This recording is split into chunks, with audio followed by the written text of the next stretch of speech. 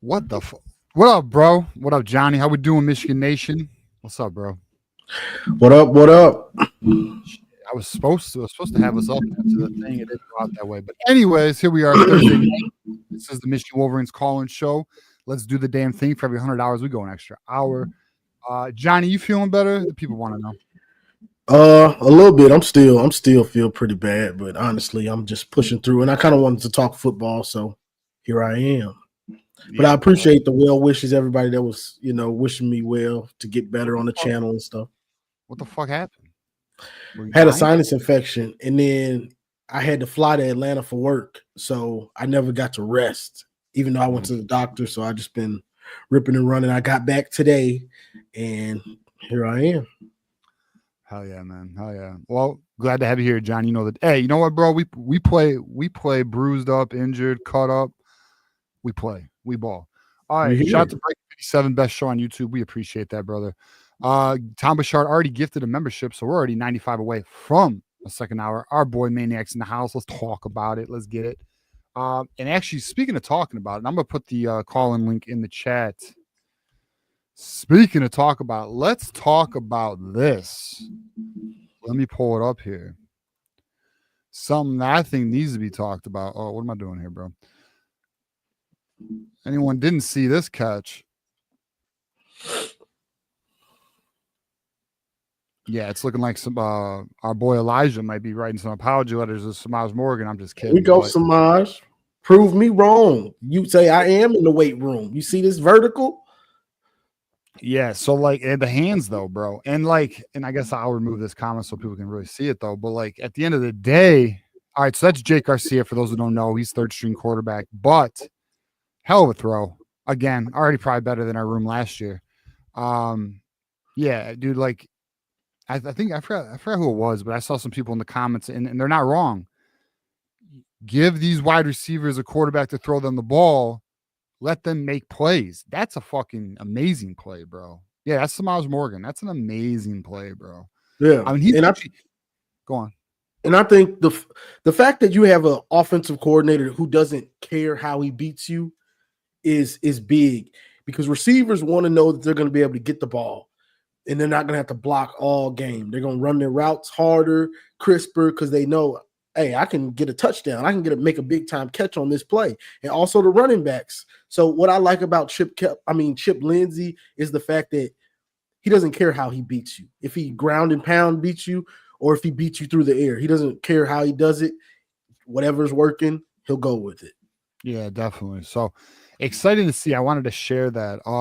And like that wasn't Samaj Morgan's only catch one-handed. He's actually done that a few times. I'm going to put the call-in link in the description of the video. Let me get to it. Hold on. All right. So yeah, man. So like any thoughts on the early indications or the early word out of spring camp? John, you got anything for us? Like your thoughts on anything? I've heard some that Bryce was sailing some passes, sailing some throws, which I'm not too worried about right now. I was listening to the MGO Blue Roundtable, and I don't know who that was. Was it Craig who kept talking about Mikey Keene and this? I said this last year, I believe. If Mikey Keene is the starter, he's going to have to play lights out. At home for sure. First interception, we want Bryce. We want, it's coming. First interception backed up with a 3 and out or multiple 3 and outs. It's coming. Those boo birds and those we want Bryce are coming. So it's almost a no win where you almost have to start Bryce. Do you think Bryce isn't going to start? That's just what they were talking about on the Blue. Yeah, I know. I kind of heard like Craig Ross went on like a 30-minute tangent or something. It was pretty ridiculous, if I'm gonna be honest. I mean, like, actually, to be honest with you, there's like a lot of people that are fucking getting frustrated with that show. But it was ridiculous. I was playing the game, so I was just listening, you know. Well, and it's crazy to me because that's actually, it used to be, I haven't watched it in a few weeks, but it used to be one of my favorite like go-to weekly Michigan shows. But a lot of people are complaining about it lately. It's went down, bro. It used to be one of my go-tos also. Yeah. But if like the fact that they are even fathoming Bryce Underwood not starting week 1 just goes to show you all you need to know about that. Yeah. They don't know what the fuck they're talking about. I mean, now we know Sam knows what the fuck he's talking about, but like, bro, Bryce is starting week 1. Like it's not a debate. It's not a debate. Yeah, it's nothing to debate. Yeah, it's not a debate. But yeah, that's kind of where we are with it. I will say I like hearing about the defense showing out in fall camp so far. Where it is, things are looking really good. TJ Metcalf playing nickel and safety. That's good. Linebackers look good. TJ Guy and Derek Moore are looking good. I think it was Lou Esposito talking yesterday about how TJ Guy and Derek Moore are really stepping up this offseason. So that's exciting. But yeah, man, I mean, look, we're in week 2 of fall camp. We're only 25 days away. Not even 25. What are we? 24 days away or so? I don't even know. We're not that far away from the first game, man. But that's kind of where we are with it. Yeah, I don't know. What's your thoughts on fucking did you see with the coaches poll where Michigan was ranked 14th? I like that. Yeah. I like being ranked 14th, especially with a team that has question marks. Yeah. So you can't go into the season feeling yourself like, oh, we're top 10, you know, even if most of the team isn't. Some are on, we top 10. No, I won't.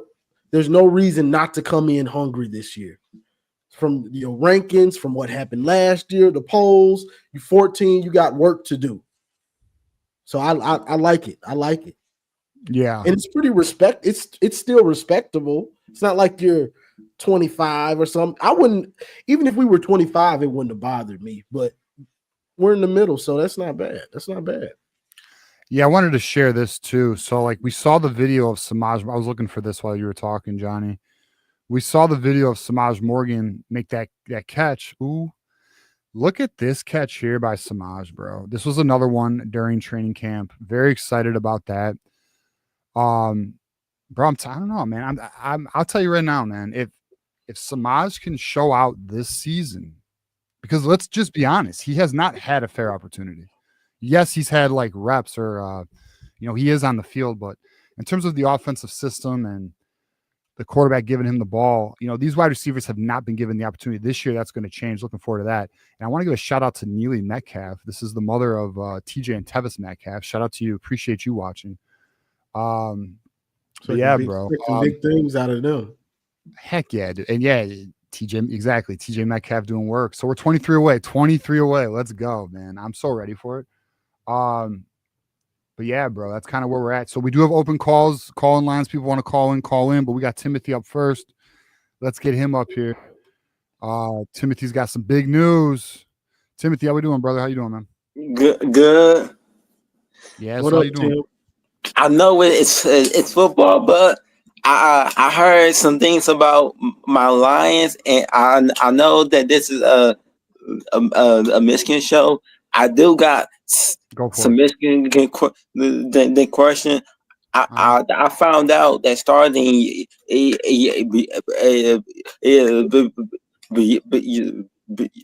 know how the Michigan Wolverines they started a beat Ohio and Penn State and SEC drill with Dan Campbell. He he he. Now they just created a new rule, a brand new drill. It's called the block, Hutch the block, well Hutch drill, because they saying in practice that Hutch, that every day in practices he getting about 3, 4, 5 sacks per practice. Hutch, and they just made a drill. They telling the right guards and Panay Sewell, you can't block with Hutch, you ain't winning a Super Bowl. So yeah, that's what he told them. You can't block Hutch, you ain't winning a Super Bowl. Yeah, man. I mean, it's big time that Hutchinson's come back from that leg injury and he's disrupting practice so much that they have to continue practice even though he's getting sacks. I mean, I'm excited about it, bro. When I heard about that too, I was like, oh, here we go, here we go. So I'm excited about it, man. And also they did some 7-on-7 drills with with just the linebackers and safeties and the corners, the safeties and linebackers and there was no the D tackles. They just on the sideline, the watching. Okay, they put Gibbs and the as a slot with the receiver, and I'm hearing out of the practice that the spring passing games he dominating in the slot. He dominating in slot at practice. So John, the more think that he could be a dual threat. And John, the more they think that he can get about 500, 1,000 yards on the ground, or maybe more, or 500 in the air. Yeah, I mean, look, so yeah, to your point. So John Morton, offensive coordinator of the Lions, he wants his best 5 guys on the field at all times. So there is word out of camp. So, our boy Tim's all about ball, whether it be Michigan or Lions. You remember in 21 and 22 and 23 when they had Donovan, the Clones, and what was that other dude, Haskins? Remember remember how in certain plays they would have, but the one of the running backs would be behind. But the one running back would be on the left side, and the other one would be on the right. The double running back six. Right. 2 running back sets. Yeah, 2 running back sets. They doing that in practice. Cause John, the more thing he felt like he felt like that was a weakness because he felt like the games that they lost last year. He felt like they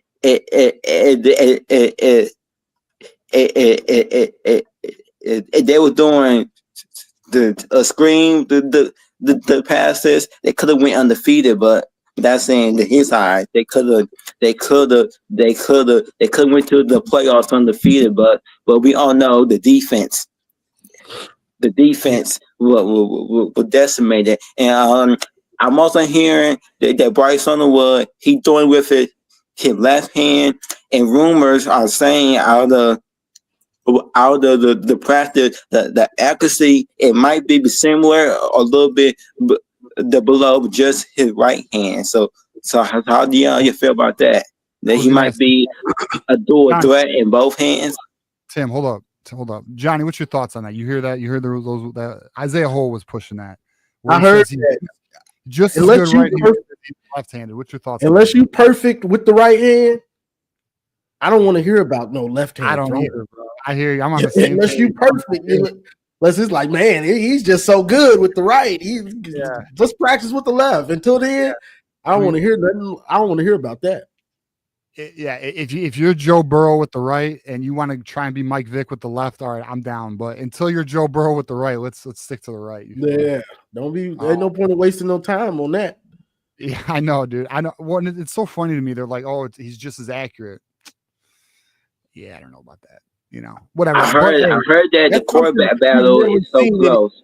The quarterback, the battle is so close to the point where that by the time they got to play with Texans, they might not know who to start because they know that they know that every time. But that is Junior was saying that the offense is similar to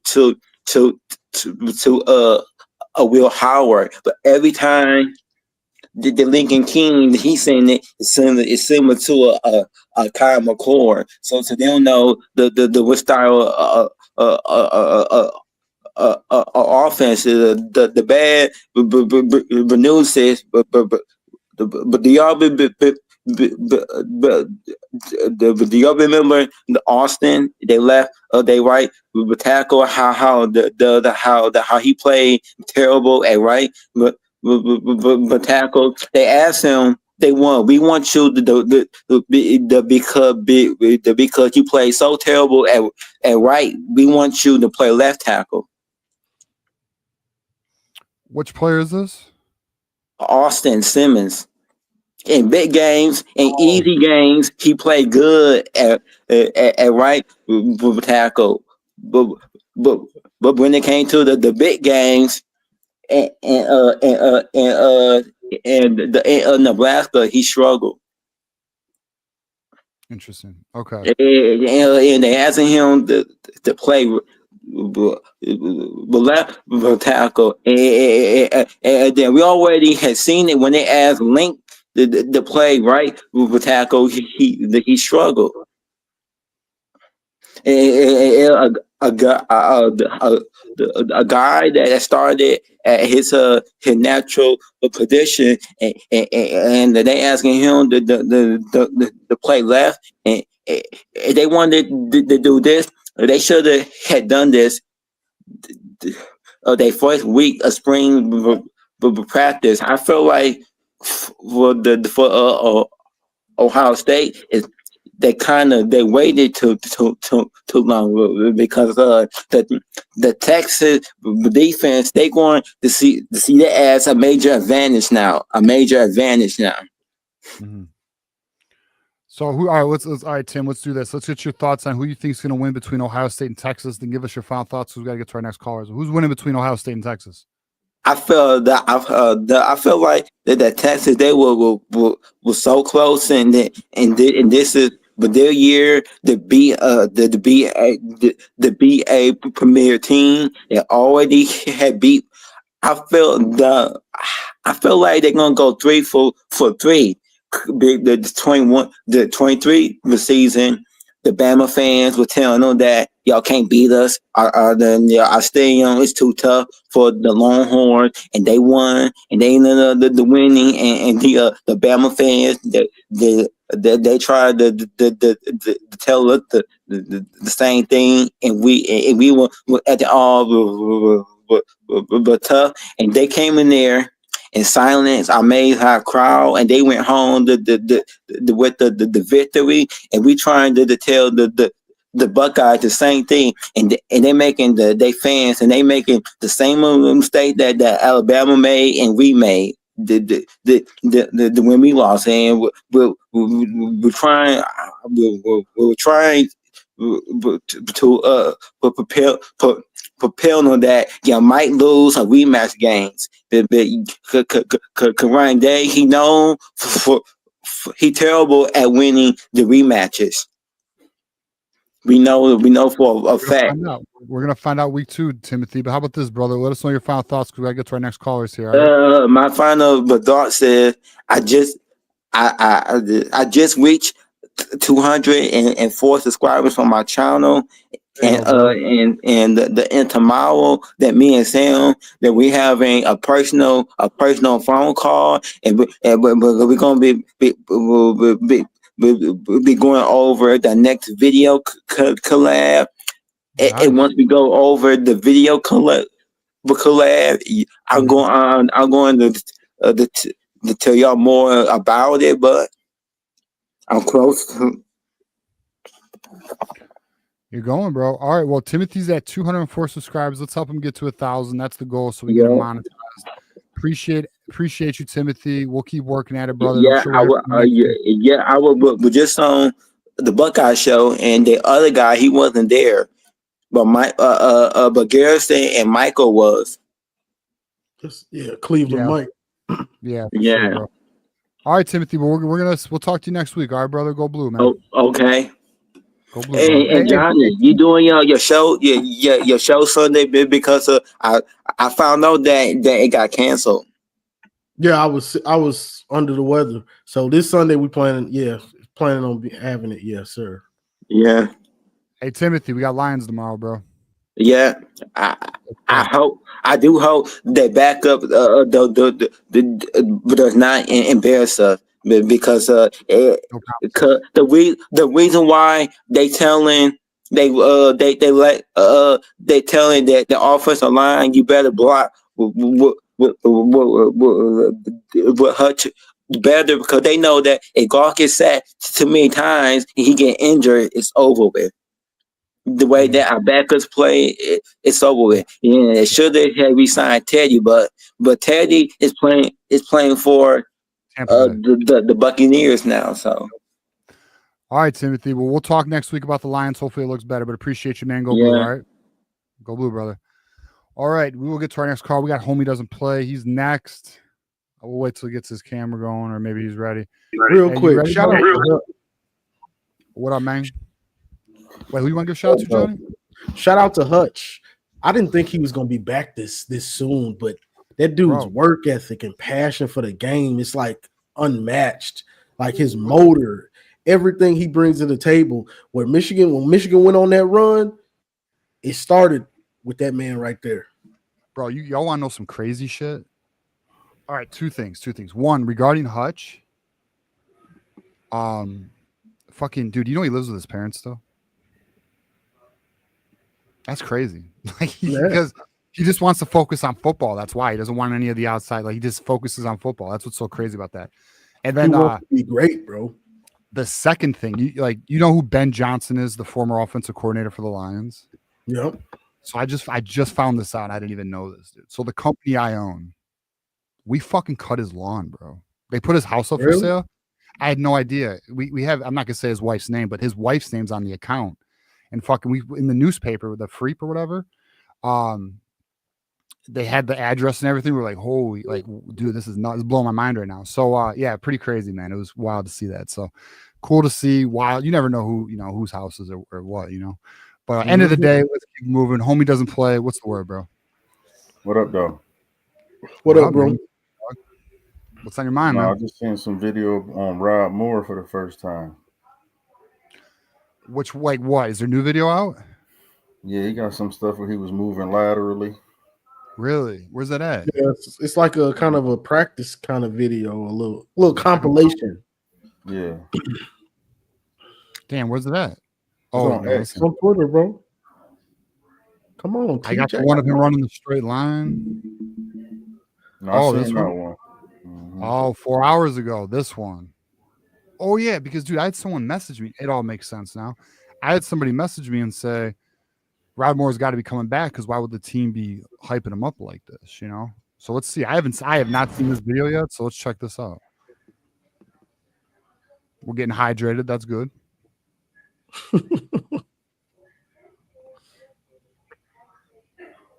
Bro, is it about to be a comeback season? I mean, he talking like it. Oh, let's listen to it. That's what I seen. That's what I wanted to see right there. As long as there's no copyright. Rod Moore is another season in Ann Arbor. His return. That music's gonna probably get me copyrighted, so I can't play it, unfortunately. Yeah, well, anyway, much. That's what does he say? Is he basically saying I'm coming back and I'm killing Buckeyes? What's he saying? He basically saying like, he watched people before him lead. It's his turn to lead. They calling him he's the leader. And I just wanted to see him move laterally. That's really what I wanted to see. Bro, if Rod Moore comes back, and it don't got to be week 1, but if it's like week 3 or 4, let's go, dude. As long as he come back by the Ohio State game, I'm good. Yeah. Dude, we need everybody on deck for that. Yeah, for sure.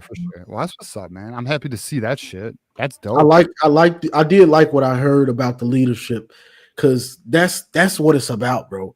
Like, leaders passing down how we do things here. Right. I don't know how you did it there. You transferred in. Y'all did this. We don't do that there. We don't do that here. We do it this way here. So I like that he's passing that along, because you have to have those leaders that pass it down how we do things at Michigan. Right. Same with Aidan, Josh Ross, and Dax Hill, and all them boys. To Blake Corum. You spoke about Jordan Marshall.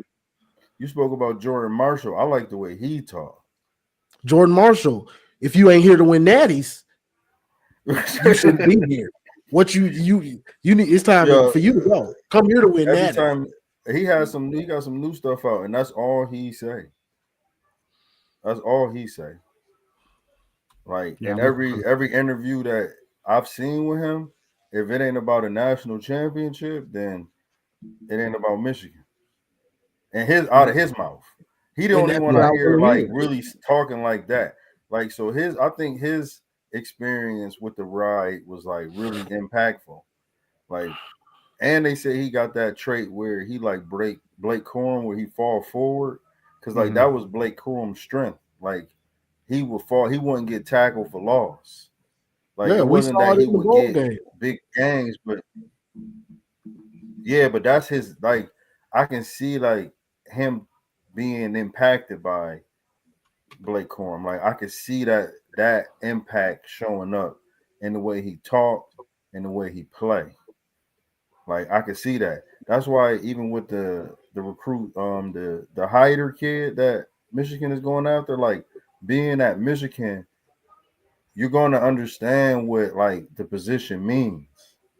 Like, if you come there, like the way they run the ball, the way you're supposed to run the ball, like, I think for Jordan Marshall, like the way he talking after being behind Blake Corum, I just think that pipeline is like really starting to show up.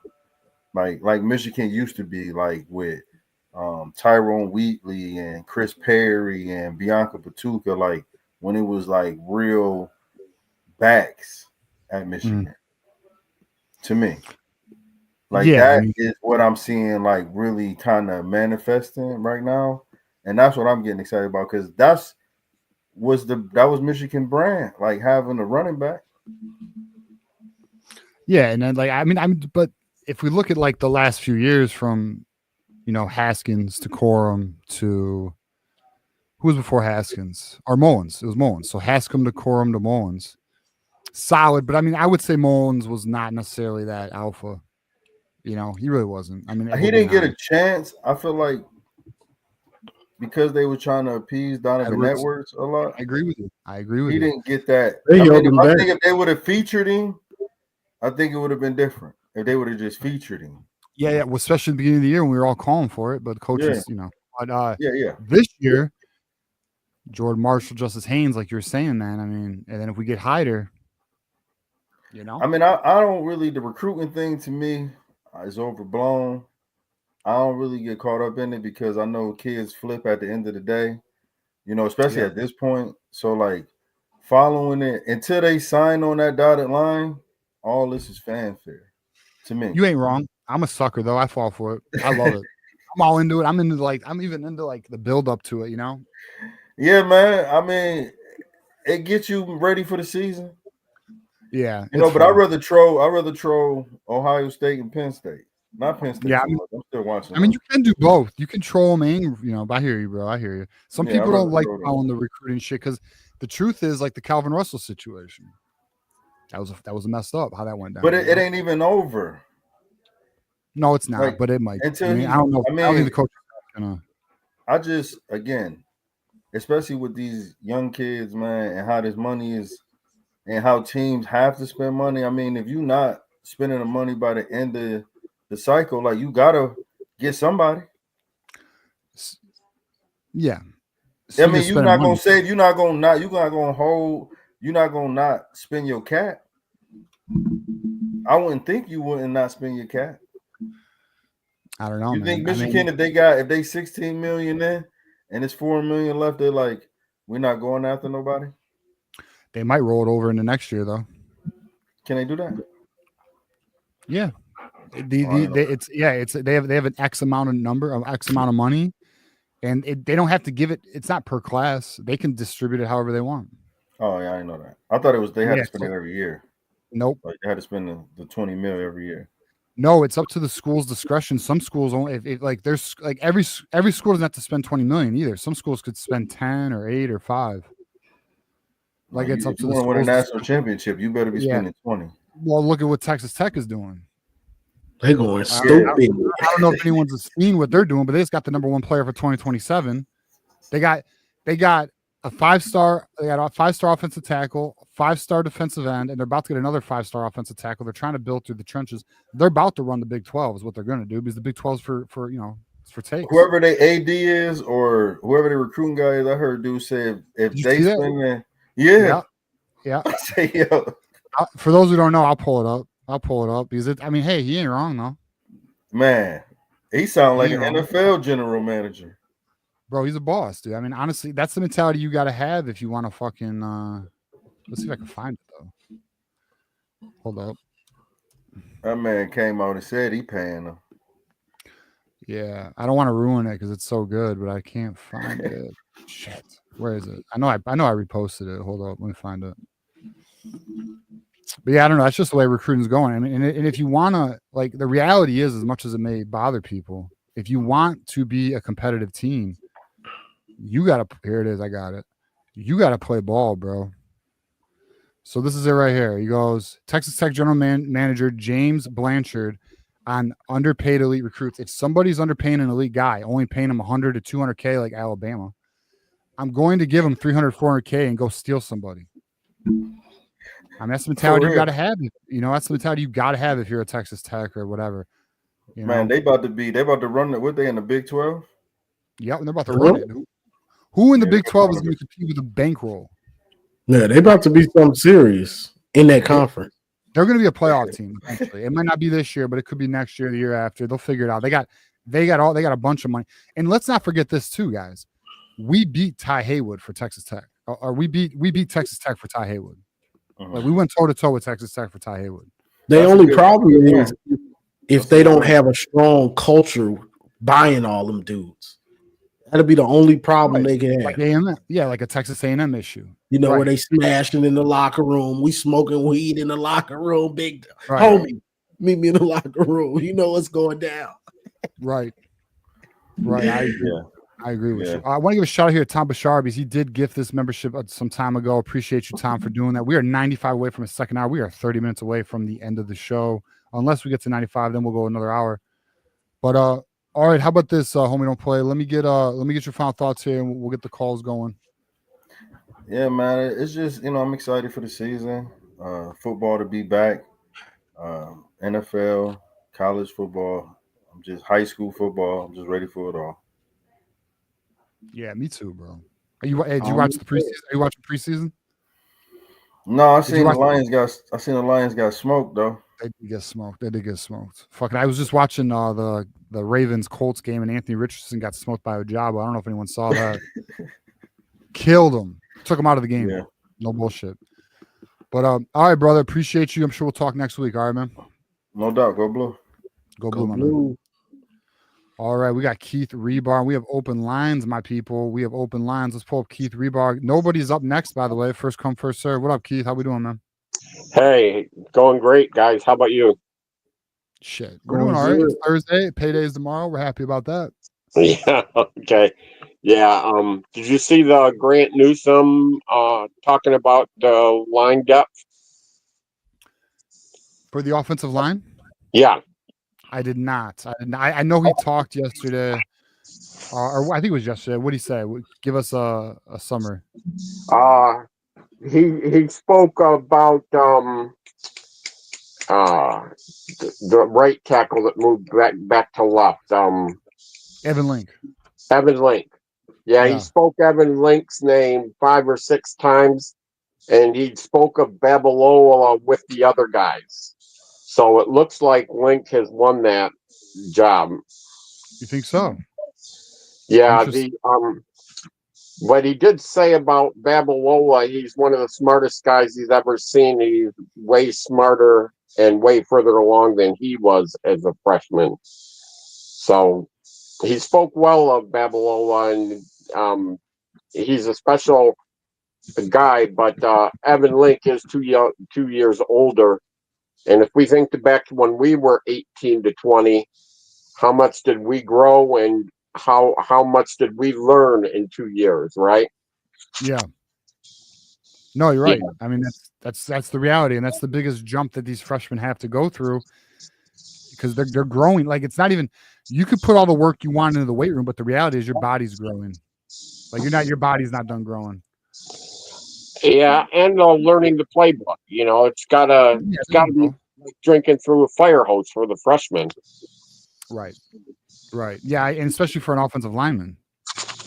Yeah. It's it's not just a mental game; it's a physical game. There, Yeah.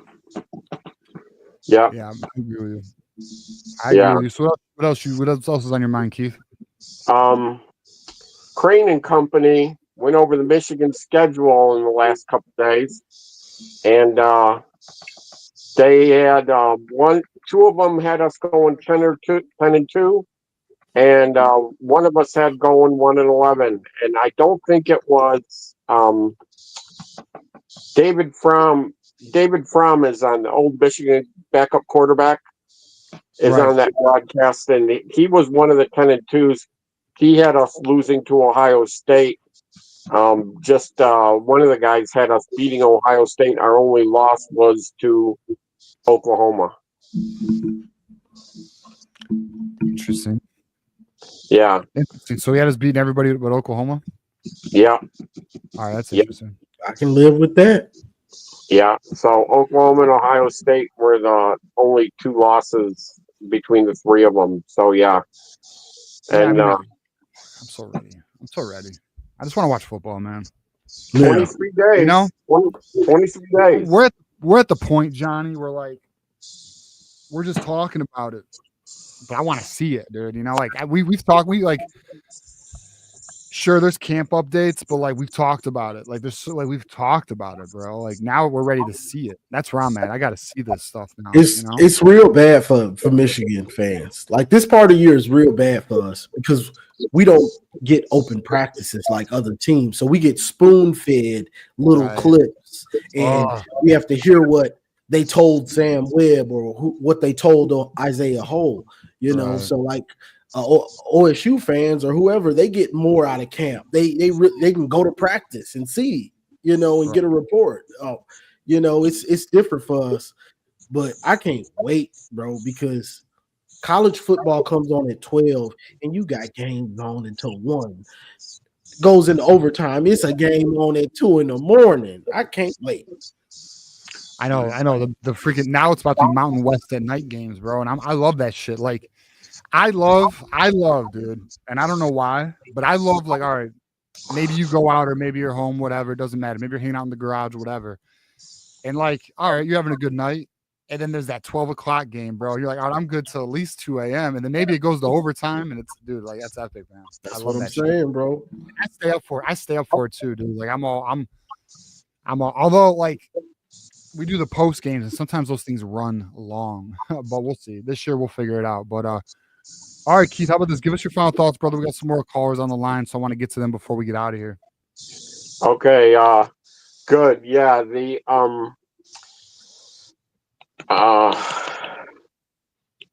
I guess I'm all spoken out. That's all right. Just say go blue. Go All right, blue. go blue, Keith. I'm sure we'll talk to you next week, man. Have a good weekend. Enjoy the Lions tomorrow too. All right, man. All right, good deal. All right, go blue, Keith. All right, we got West Quad in the house. What up, West Quad? How we doing, brother? And before you say what up though, we're still 95 away, my people. We're 20 minutes from the show being to its end, 95 away. But appreciate everybody watching, liking, sharing the video.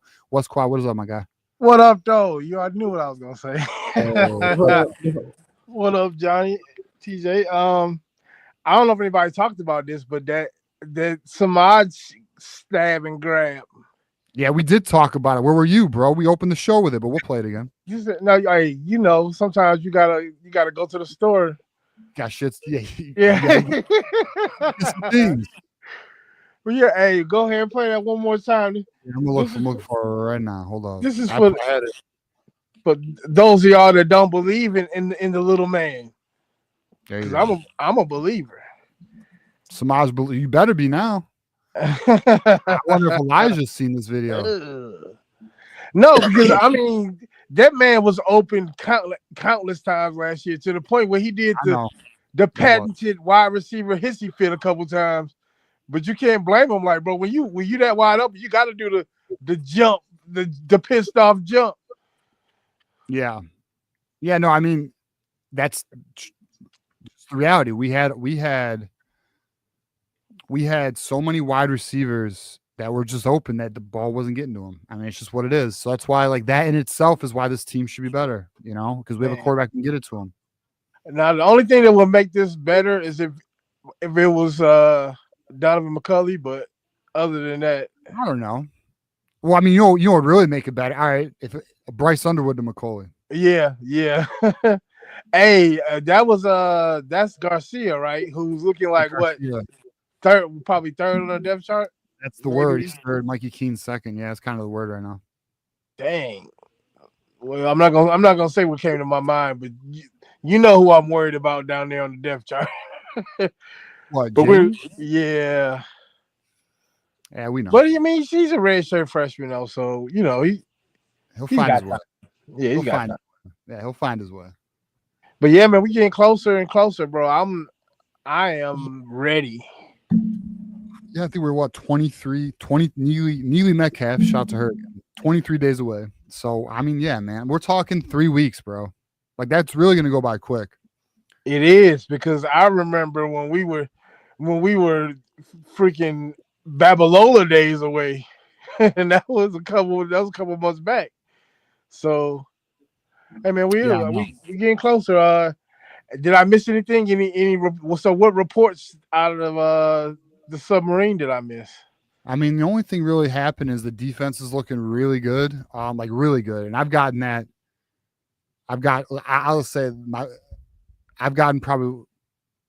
good source on that. I'll just say that the defense is looking fucking phenomenal, and TJ Metcalf, which we talked about before, is looking very good, and already, and Week Martindale confirmed it. You know, just saying that like he thinks he's gonna be a really good player. Obviously, you know, we know that.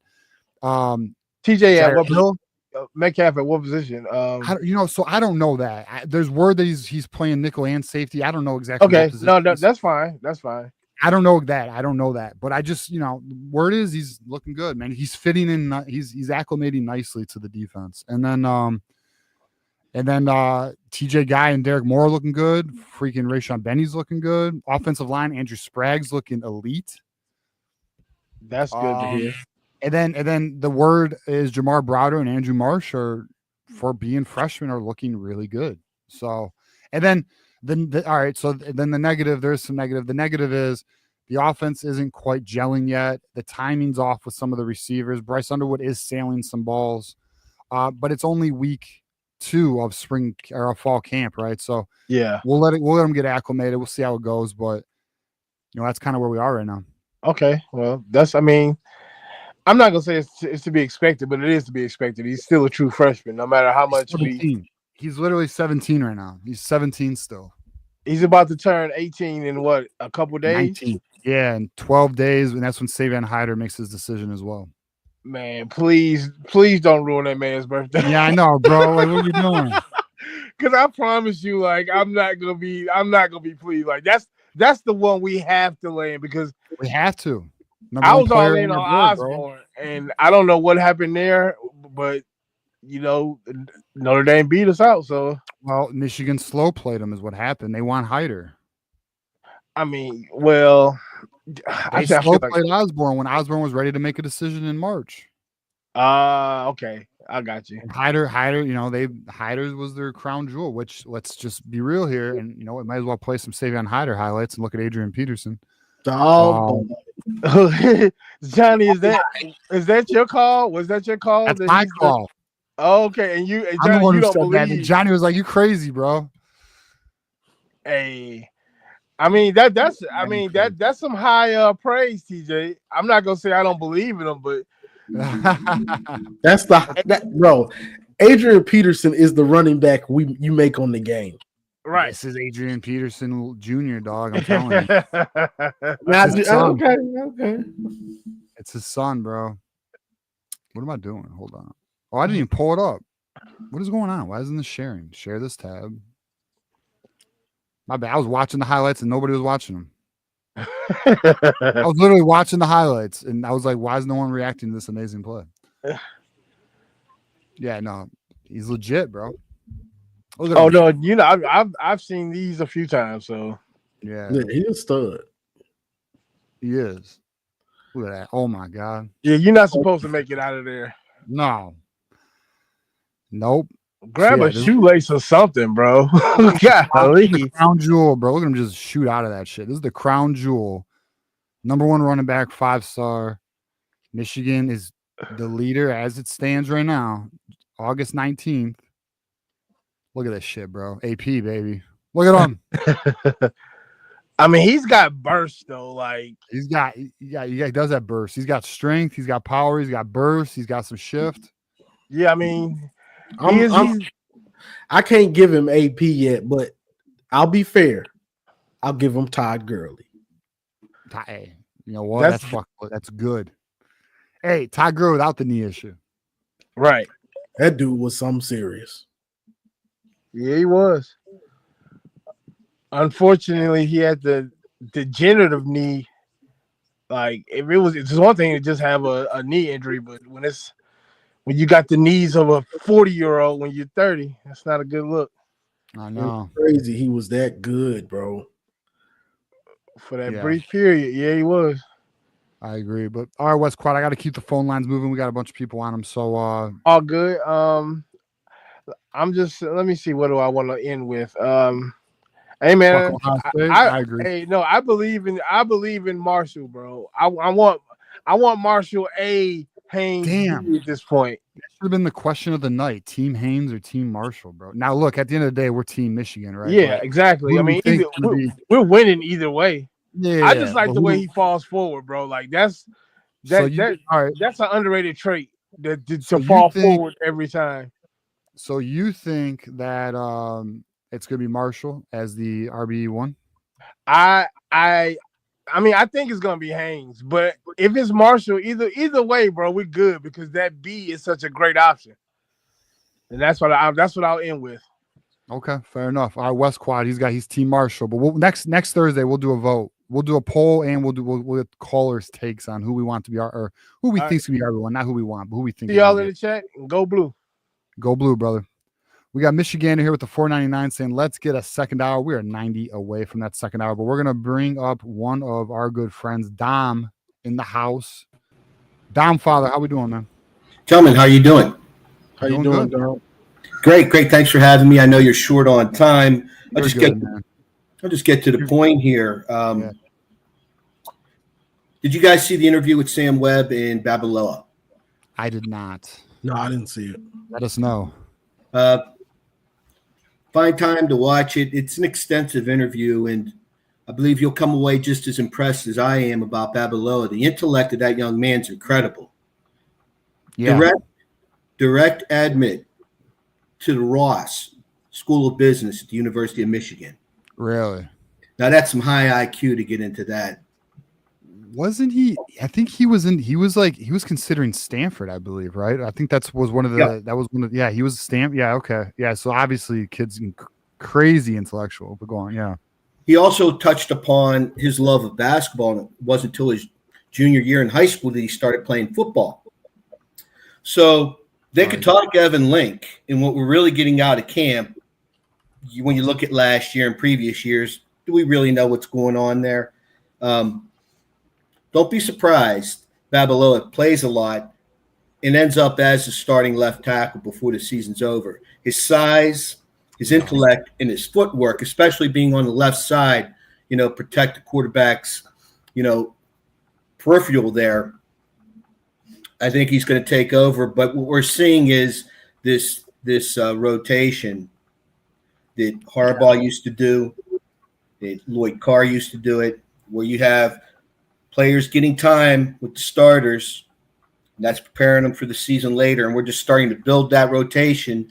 Johnny, we talked about that right after the Ohio State game last year, and adding Bryce Underwood and what a spark it was for the team, and keeping that trajectory going forward. And so I agree with you. I think Babalola is going to start at left tackle at some point in the season, unless Evan Link can solidify the position. But look, the word is he's still having inconsistencies. That's just kind of the word. He had him in spring camp. We'll see about fall camp. I mean, but if they're battling, if it's Evan Link, Frazier, and Babalola, then it obviously Link's not.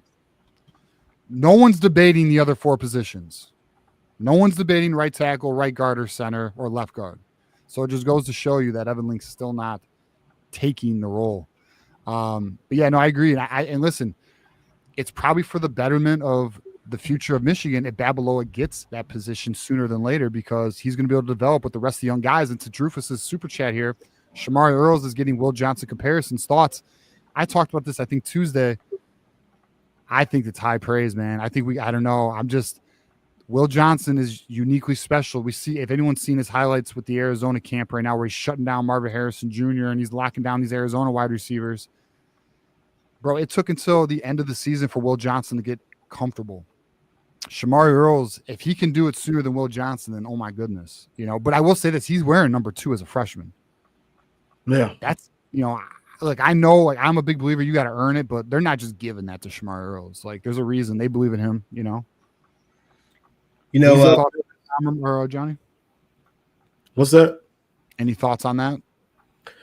Yeah, I think he's going to live up to it. He's next, and you get that. You get those number 1 and number 2 mean something at Michigan. Other places they don't. Here they mean something. And if you get that, if a coach feels like you believes in you enough to get that number, it's usually for a reason. Most of the time, it's usually for a reason, and those guys usually live up to it.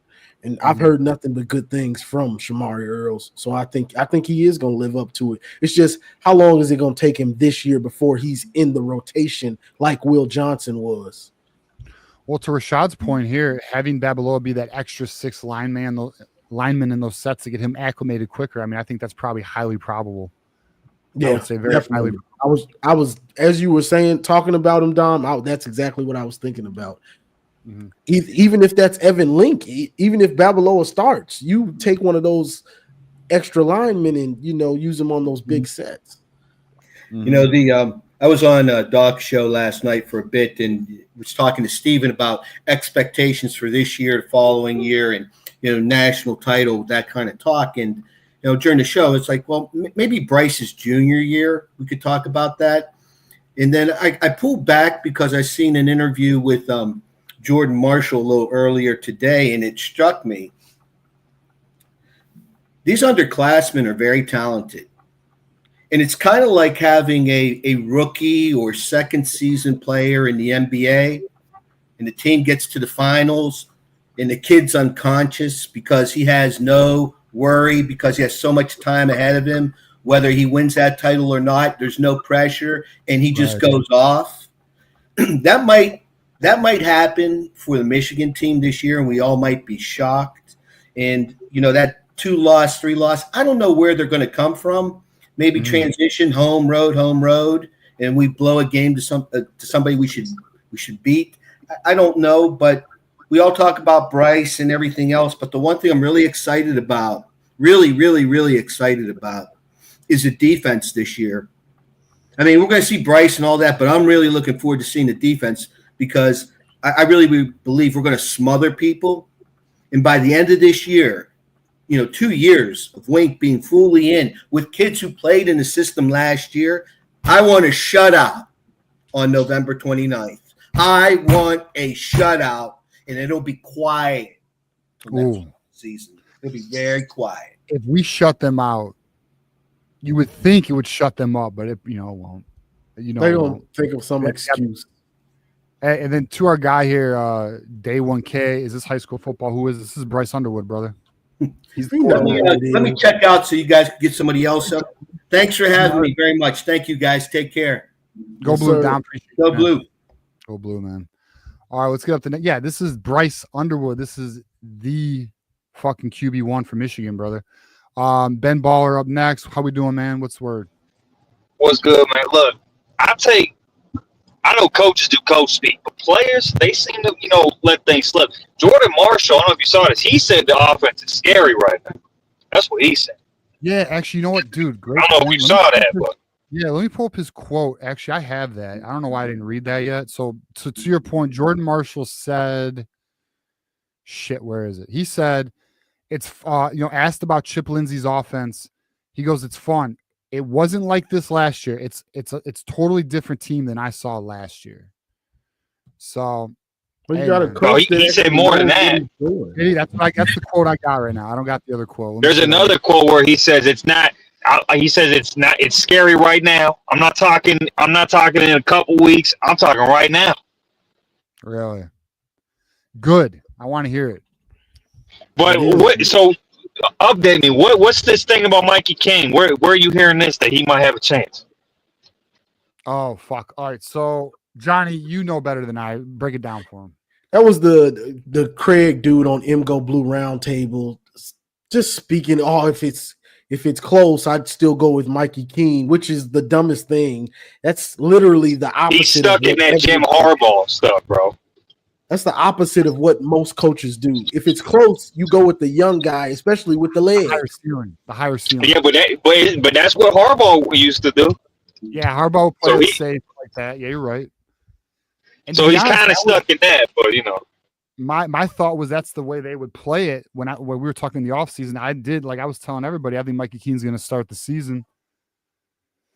Yeah, I'm of the opposite opinion, bro. Yeah. Put the higher ceiling guy in there. Let him start. Let him get the kinks out early. That's my view, personally. 75%. I think it's a waste just to start a guy that only has so much of a ceiling. And to me, you can do what you want to do if you're the coach. You run Mikey Keene out there and he throws some interceptions. It's going to be a long day for Mikey Keene, and it's going to be on you because he's going to be getting booed and he's going to be hearing we want Bryce, and it's going to be crazy. I told people it's going to be just like 2022. I told people last year. It happened to Davis Warren last year. For Orgy, for Alex Orgy, it happened. What you think they're going to do for Bryce? It's going to be insane. Start him if you want to. Yeah. Well, not only that, if you want to. A closer comparison would be 2022 because you had the young 5-star stud in J.J. McCarthy, but then you had the safe pick in Cade McNamara, right? And I remember it was the same thing. Everybody, they started chanting for J.J. McCarthy. I think it was what was that week was it week 2 where he was getting sacked nonstop? They were just blowing through the line and sacking Cade. And then JJ comes in and he runs for the touchdown. You know what I'm talking about? 2022. I know you got to think back, but what was that? It was versus like a bad team too. That was when Harbaugh was letting them each start a game. Yeah. And Cade looked. It was the same thing. Yep, that's close to me because people are going to be itching when you have especially a fan base like us where we haven't really got too many of those guys. Those bona fide 5-star QBs, we don't. Us as a fan, we don't get those every year. So we're gonna be itching for him to start. I'm telling you right now, we don't want average. We want somebody that wows us. That we don't know if it's gonna be fireworks on any given play. Yeah, and if we have to go through the growing pains, we want to go with through them with the future. Yeah, 100%. And I want to say I listened to the interview with Newsom too. I don't remember him saying anything about who was starting though. I don't know why people are saying that. He was more just saying he actually didn't say it all. He was like, "Oh, we're rotating guys." I didn't hear him say anyone's leaning one way or the other. Yeah, I don't know. I didn't see it. I don't know. I don't know. But I will say, I forgot to mention. So there on Tuesday's show, this is so non-related. This is I'm selfish reasons right here. Okay. I mentioned about a Bryce Underwood authentic autographed jersey, and Pitt. This dude named Pitt, I think, was his username. He goes, "Hey, I got those. Fucking, are you serious? Let me know, bro. DM me. Figure out a way to get at me because I'll buy one. If you got an authentic autographed Bryce Underwood Jordan jersey, I will buy that. And I'll frame that shit. And I don't know if I can remove my Cabrera, but we'll figure out a way to get it showing. Shout out to Quinn, by the way, for becoming a new member. We appreciate you, brother. We'll get that. So we are now 83 away from a second hour. And then Keegan said, "Hey, where's the link at?" My friend Keegan, we are 83 away. And we have just, we got our guy, Ben Baller here. And then we got KT. And then the show is done unless we can get to a second hour here. But I appreciate you. Hey, Go on. Hey, let me ask you this. How do you think this is going to go? Do you think they're going to announce the starter at some point during camp? Or are they going to do the thing where you ain't going to know really till? We're not going to know. Yeah, they're not. You don't think we're going to know till like the weekend of? I mean, we know. I mean, look, we know. Fans, they won't tell us. We know they now. Won't tell anybody. I'll tell you who it is. Yeah, that's. I hope so, man. Because I tell you right now, man. If Mikey King walks out to start, everybody there's gonna be a collective sigh. Bro, he's probably gonna get booed if he walks out there. I'm trying to tell people. I'm thinking so, bro. Like people don't understand how fans are. Well, I'll say this, bro. If Mikey Keene starts and we boo Mikey Keene, I'm gonna be pissed. But you might as well get mad now. I will call out our fan base. Like you might as well, TJ. You might as well get mad right now. Yeah, but most fans aren't like that, TJ. Most fans, I hate to say it, no matter the fan base, they want what they want, and especially when they've been itching. They've been itching for a guy like Bryce, and then a guy that comes out there that they're not excited for goes out there. I'm telling you right now, they might boo. He's right, Johnny. Right, they might boo.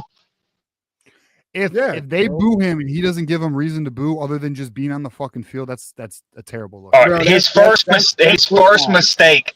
It don't even got to be a pick, TJ. It don't even got to be a pick. He does one thing that's slightly not what they want. I'm telling you right now, it's going to start. They're going to do a chant. We want Bryce. We want Bryce. All right, so Juju wants to know, how does he donate to the show? There is a $sign next to the chat. You can donate there, super chat, super stickers, memberships, whatever you wish, brother. If you want to donate, we'd greatly appreciate. If you don't, it's all love too. You already know the deal. I'm gonna get out of here, man. Go blue, and of course, fuck the Buckeyes, man. Fuck the Buckeyes. I agree with you, bro. All right, go blue, brother. Talk to you next week. But that's I'm telling people now. John, help Juju give to the cause. John, I see you in the chat. Help him. You're the best at that.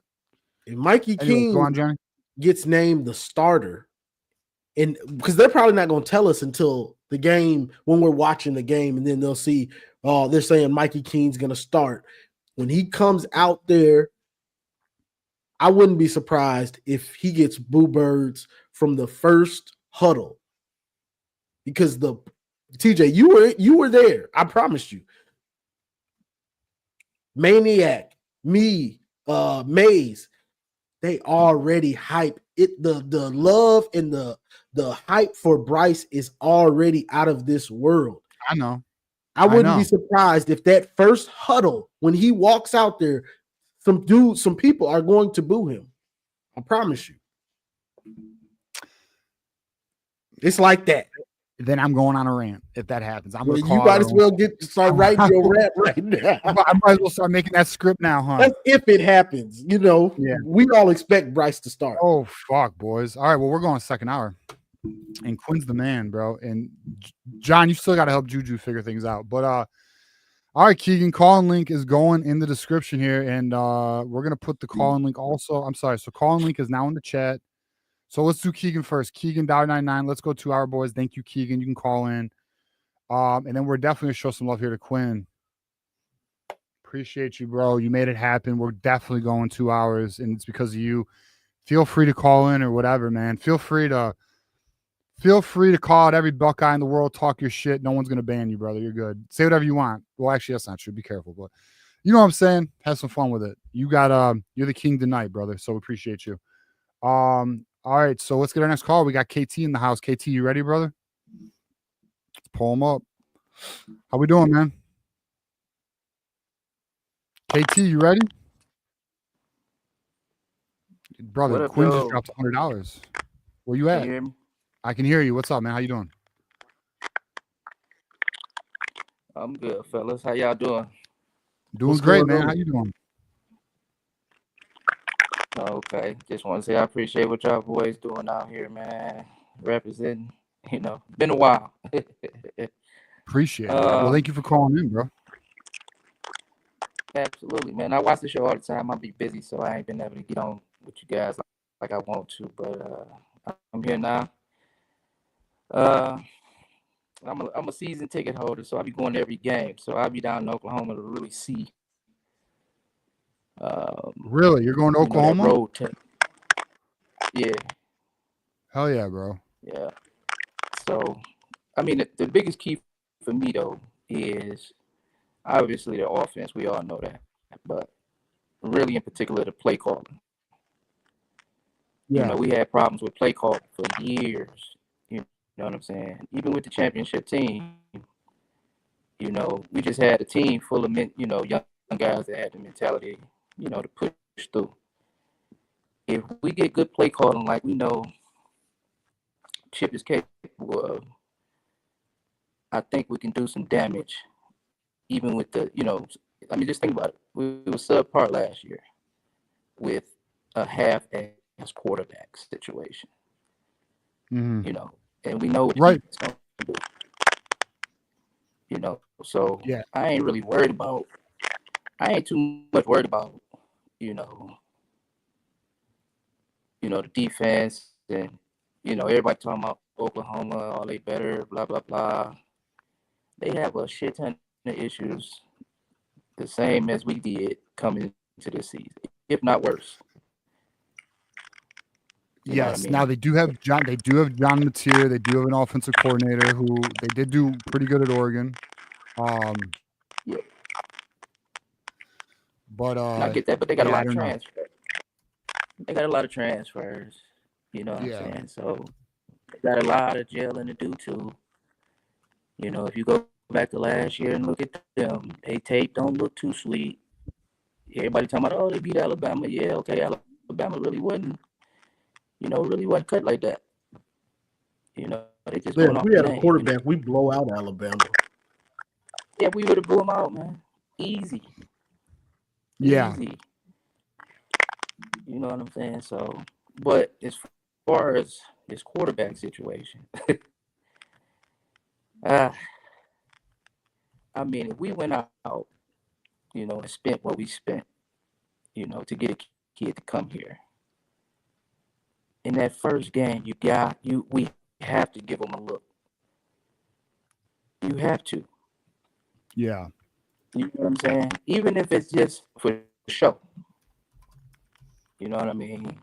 And then, okay, you pop up Mikey King. I mean, I'm fine either way, but like you say, Michigan fan base is a little different. You know what I'm saying? Like you say, we ain't had a quarterback in what? I mean, obviously we had JJ, but we talking about a quarterback where it's like we talking about the quarterback. You know what I mean? So. Mm-hmm. Yeah, I agree with you. We now have a quarterback. We have a competent offensive coordinator. And my guy KT, I feel like when I talk, we're getting some feedback on your phone. Can you turn me down a bit or something? Or some static? Yeah, it's static. Yeah, I've been hearing it too. I've been hearing it for a minute now. Yeah. Can you hear me? Fucking Quinn goes, how late you wanted TJ to be up tonight? Well, we're 58 away from a third hour, brothers. We're 58 from a third hour. We will cap it at 3 hours because Johnny's got shit to do tomorrow. He works. I work too, but Johnny's got fucking. What up, KT? Y'all boys won any of the games? Which ones? The preseason? No, I'm asking you, are y'all going any? I will be at the Ohio State game. I'm 100% going to go to that. I'll be there, and I'm down to like meet up with a bunch of people. I mean, I do have plans with a tailgate that I will be at. I don't know if I can invite people to it or not, but I'll definitely make appearances before I go to it or whatever. So we'll figure. Hold on, TJ. These last 4 wins, what have you been going to the games? These last 4? I've never been to an Ohio State game, which is why I'm going this year. Hold on, TJ. Now I'm superstitious. I might need you to stick to what you've been doing. Okay. Well, shit.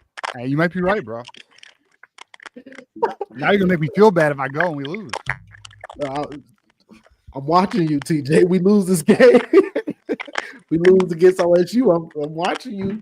Yeah, it's true, bro. It's true. I think it's on. I think it's on in that one, man. Bro, the last 3 years of football have been amazing. I probably should keep doing like between the Lions and Michigan. I need to just keep doing what I'm doing, bro. Which is I watch all my games.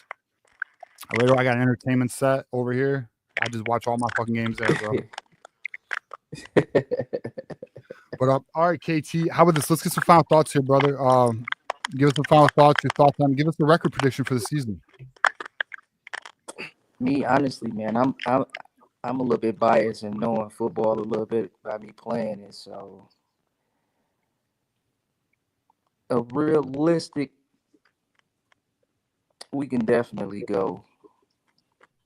We can go undefeated, but if we cough one, I wouldn't be mad at it. You get what I'm saying? Yeah. But in all honesty, with the schedule that we got, I really see us going undefeated, to be honest. Okay. The defense is I think nasty. West feels the same way. The defense is nasty, right? And if you basing it off last year, we didn't have a quarterback. Every game we lost was because of quarterback play. Right? We gave up some points against we gave up some points against Oregon and Texas. But Texas was defense too, because we got the first half we held it decent, but they fell apart. Yeah, but Sark masterclass, Wink. I give him that one. Yeah. Yeah, but I'm saying just think about it. Turnovers. Yep. Is how most of the points came about for Texas. They ain't have to really march the field. Yeah. You know we didn't play complimentary football like at all last year. Well, yeah. Until the end of towards the end of the season, obviously the defense picked up, but the offense was still the same. That's what I'm saying. Like if we weren't subpar turning the ball over on offense, Oregon and Texas would have been really in danger. You could say, Texas was, they was moving the ball and blah blah blah, but we turned the ball over every time we got to going. Or couldn't move it. Yeah, but that's behind us. We got Bryce Underwood now, so we don't got to worry about them sad ass days. But all right, brother. Appreciate you. We'll talk soon, man. Don't be a stranger, KT. All right. Go blue, baby. Go blue, brother. Go blue. Go blue. Hell yeah, bro. All right. Again, shout out to Quinn, man. Appreciate you, man. Shout out to Michigander 499. So you're saying you don't have to trust the coaches to make the right decision. So you're saying you don't trust the. I think that's for me. Okay. I think that's for me. I'm not saying that. I'm not saying this is my opinion on who should start. I'm saying if Mikey King starts, the fans are going to boo him. That's what I'm saying. Now, do I want Bryce Underwood to start? Yeah. And I think he should. But that's just my opinion. We all got an opinion. The coaches can, and let me say this, because the coaches aren't always right. Just because they at the coaching at the school, that don't mean that they're going to make the right decisions all the time. Bro, that is like one of my big in Michigan. You know, I love you, bro. Like, you know, me and him we've had our debates, and like, look, he's a brother, Michigan. You know, we're all on the same team. But one of my biggest pet peeves, and like, look, at the end of the day, if you feel that way, it is what it is. But one of my biggest pet peeves is people who just automatically accept the coach's decision. Like, it don't mean they're right. Like, I'll be honest, maybe it's in my nature because I challenge, bro. I listen, and people may look at me sideways when I say this, but like, bro, I challenge fucking doctors. I challenge fucking coaches. I challenge fucking bro, doctors fuck up. Doctors fuck up. Like, I literally went through a 5-year health fucking skid, and it was bad, bro. And they had no answers, and I had to do a lot of my own research, and like, so I lost a lot of like trust in that authority shit. And then on top of that, when it comes to coaches, like last year, like, look, we all saw a lot of the issues before the coaching staff did. And the things that we were saying, especially our show, which I give credit to our show and our community and the community, because the community was with us.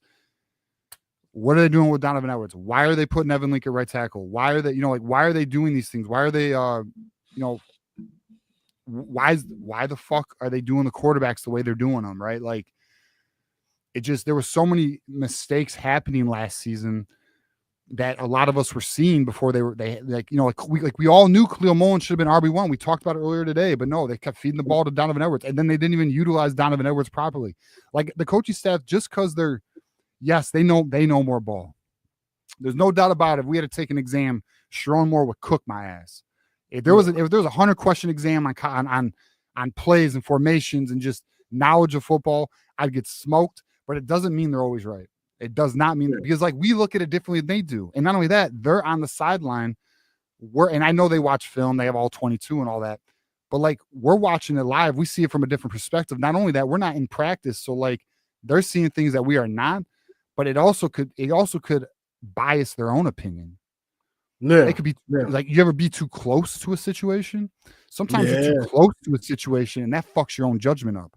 And that can happen to coaches. So, so in my opinion, there's nothing wrong with challenging an expert, because the truth is, if the expert's right at the end of the day, and this goes from coaches to whatever, then they should be able to debate or argue their point, or the proof of concept should prove itself over time. And then the one who's debating the counterpoint would be proven wrong anyways, you know, at the end of the day. So, you know, that's just where I'm at with it. But like, I have nothing wrong with challenging coaches. I think coaches are not always right, which is why they get fired. We got Juju here. You know, you agree? You agree? Yeah, definitely. Coaches are human. And honestly, last year, what they did to Mullins, I think they held him back from, I think he never really reached his peak, because when he was in a groove, they were giving it to Donovan Edwards. Right. That would happen. Mullins was fucking in a rhythm, or there was momentum, and sometimes they put Edwards in there. But then also the same thing could be said for Edwards. Like, has anyone seen the highlights of Jets camp? Because Edwards is catching the ball, making plays. Like, somebody knows how to use him. It's not bro. That was the malpractice last year, that they didn't even everybody that's a Michigan fan knows how to use Donovan Edwards. Yeah. Everybody knows how to do it.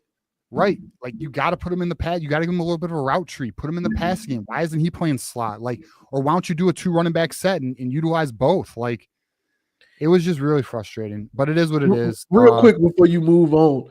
Yeah. You know what's crazy? When they did the two back sets, they worked. And they were cooking on a whole drive. They were cooking with the 2 back sets, and it's like we never saw it again. Kirk Campbell, that's your boy, TJ. That's your man's. That's your man's. Who? Kirk Campbell. That's your man. That's your man. Hell no, bro. Kirk had a fucking ego, bro. That's your boy. And that's the word that's the word too. I'm not just saying that from watching his play calling. The homie had an ego. Obviously, I could go on for an hour about him, honestly. Yeah.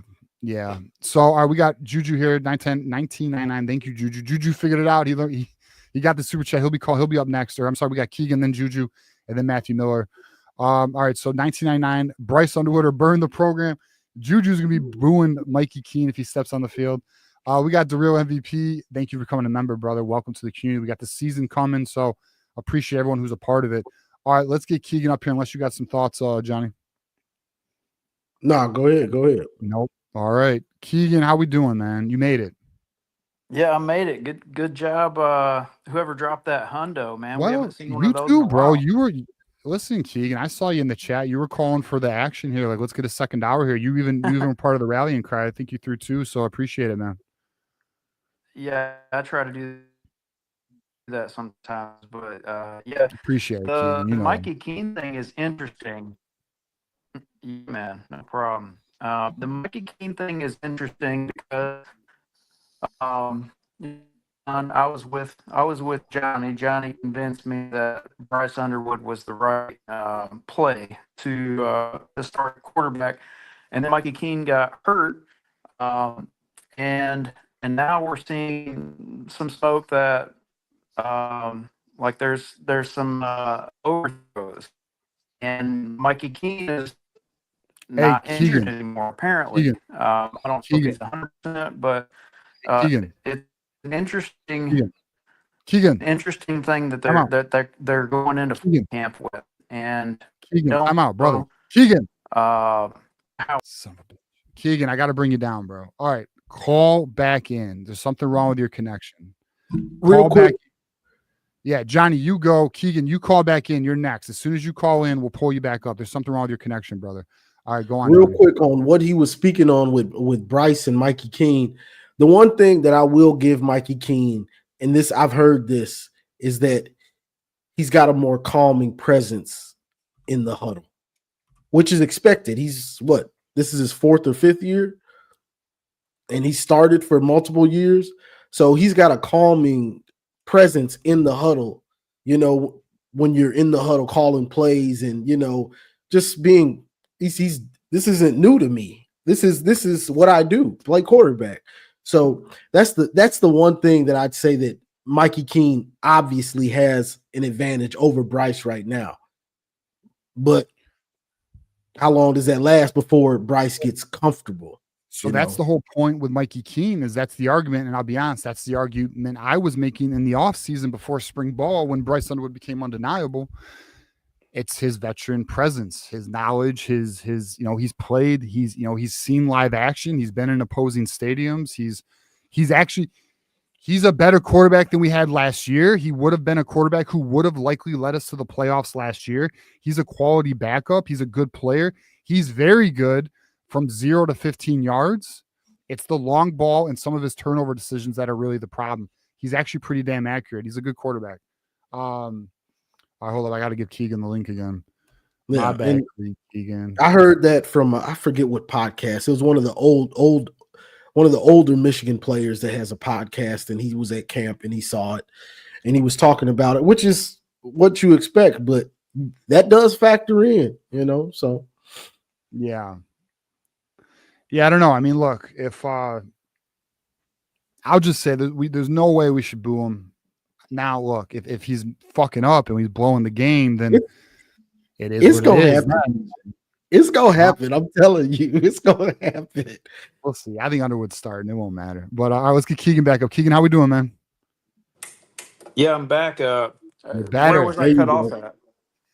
If you want to, well, I'll tell you what, it was choppy kind of all the way through. If you want to reset it, you can. You were kind of talking about the veteran. I don't know. I don't even know. Start over, Keegan. You were kind of choppy. Yeah. So, and you can pull up Juju anytime because I'm sure he wants to talk about the same thing. But the Mikey Keene thing is really interesting because, and Johnny, I think, was the first person that convinced me that Bryce Underwood was the correct move at quarterback, and Mikey Keene got hurt, so it made it pretty obvious at that point that Bryce Underwood would have the starting position. But now that he's, maybe he's close to 100%, and he's got a good completion percentage, and I've heard the rumor that Bryce is sailing some passes, and we saw some potential interception stuff in the spring game, which Mikey Keene is vulnerable as well in that with what we've seen in his last season. So I think it is. I think it's an interesting development, and I'm not convinced that Bryce is going to start anymore. Oh boy, here we go. You're not convinced? You're not, Johnny. Here we go, bro. I'm telling you, it's No, it's I gonna know start. Juju. I do want him to start. hold on. I do want him Hold to on. start We're about because to have a throw more extension debate, aren't we? well, you have the longevity of the season if you go with Bryce, but the alternative is you can work Bryce in after a few games. All right. So I think we're back to that. I'm putting a question in the chat. Who do you want? Who do you think is going to start week 1? And we're going to put this question in the chat. Mikey Keene or Bryce Underwood. Pretty sure we know the answer, but I'm curious how it's going to go. Juju, do you want to give your thoughts on that? Bro, I promise you I will not watch the season if he does not start. I don't believe you, Juju. Okay, I'll watch, but like Juju's about to boycott the team. I will look. Juju, what if Keene's better? What if he's better? He's not. He's not that good. I'm gonna keep you real. He's not that good. Bullshit. He ain't good. He's What not. do you mean he's not good? Like, what is good? I said he's not that good. He's a game managing quarterback that is a quarterback like a Cade in 2021. Like, but to me, he's a little bit better than Cade. But you're not winning with this offense. You're not winning without Bryce. You're just not doing anything meaningful to me. Just alone, if I could break down the offense, I could go on for days. But just alone, what Chip wants to do with the RPO, you can't do that with Mikey. You just can't. Juju, If you want to maximize his offense, even with Bryce Underwood's mistakes, which he's going to make mistakes, he's going to be a freshman. I'm trying to tell you, like, we will not win those toss-up games. We have 6 away games. Bryce alone is going to get you out of mistakes. Line play, he's going to get you out of bad offensive line play. Mikey Keene's not doing that. Like, the legs. There is not one quarterback in that room. Wink gave it away in his interview. He gave it away. He said, we have a really good quarterback and we have quarterbacks competing. Who could that be? Yeah. We know who that is. Juju, so what happens if Bryce has a sluggish start and like you move to Mikey Keene? Then it kind of ruins the whole situation. And Bro, we're not moving to Mikey Keene. I don't care if he throws 4 picks in one game and we lose. You don't move off of him. You don't shake his confidence. Look, this is a building year. 26 and 27 is a real push. Like, we have the chance to make the playoffs, of course, but I'm fine. Like, look, if we go worse than 9-3, which we won't, in my opinion, I have us right around 9-3, 10-2. But you don't move Bryce because with the schedule like it is this year, you're not going to get better than this going forward. You get him out there, you get him going, especially in the offense with a veteran OC that we have not had in so many fucking years. That alone is going to build his confidence throughout the year. So I'm trying to tell you, it is a mistake just not starting that freshman. He's not a regular freshman, bro. Like, that's why. And I'm not saying that on Michigan. Like, bro, this kid is different. Like, everything about him is different. So if you start Mikey Keene, to me, you're just minimizing yourself because you want to, quote unquote, play it safe. Fuck that, respectfully. Yeah. Yeah, it's interesting, man. Yeah. Go ahead. What's your thoughts? Yeah. I completely agree with everything that you're saying. But there's the aspect of playing the best player because that's what they do. They compete. So I agree with you. Like, if they would have started JJ the year, I think it was his sophomore year. What was it? I know where you're going. I know where you're going. Where they lost to Georgia bad. And I agree. Harbaugh was under like severe pressure, or he would have lost his job. And so he went with the with the easy play, and he went with Cade. The veteran. So Yeah, the and veteran. okay, I want to tell you, Keegan, how this is different. Look, respectfully, BU is not JJ, and JJ is not BU. BU is way more polished at this JJ stage. was raw. As a prospect. It is not close either. Like this man had to learn. Like him sitting, he needed to sit. He needed to sit. Even on his film going to IMG, he needed to sit. I mean, it was clear. But Bryce is He had way too much gunslinger Johnny Manziel in him. Like everyone tries to tamper expectations, but to me, with the kid with disability, you can't. Like there is nothing about his game that is concerning at all. Yeah, I agree with you, Juju, and Well, I don't want lack to of experience is the only thing you could say. Is what? Lack of experience is his only negative. Oh yeah, and if you're gonna go with that, everyone until they start, even if you've been in the program, like even Julian saying, for example, just an example, he hasn't played it down. Even if he's been in the program, don't care. He hasn't played it down. That's it. You start the kid that is the best player. This is period. If you want to, if we're saying, experience is the only reason that he's not going to start, that's not enough. It's not even close to being enough.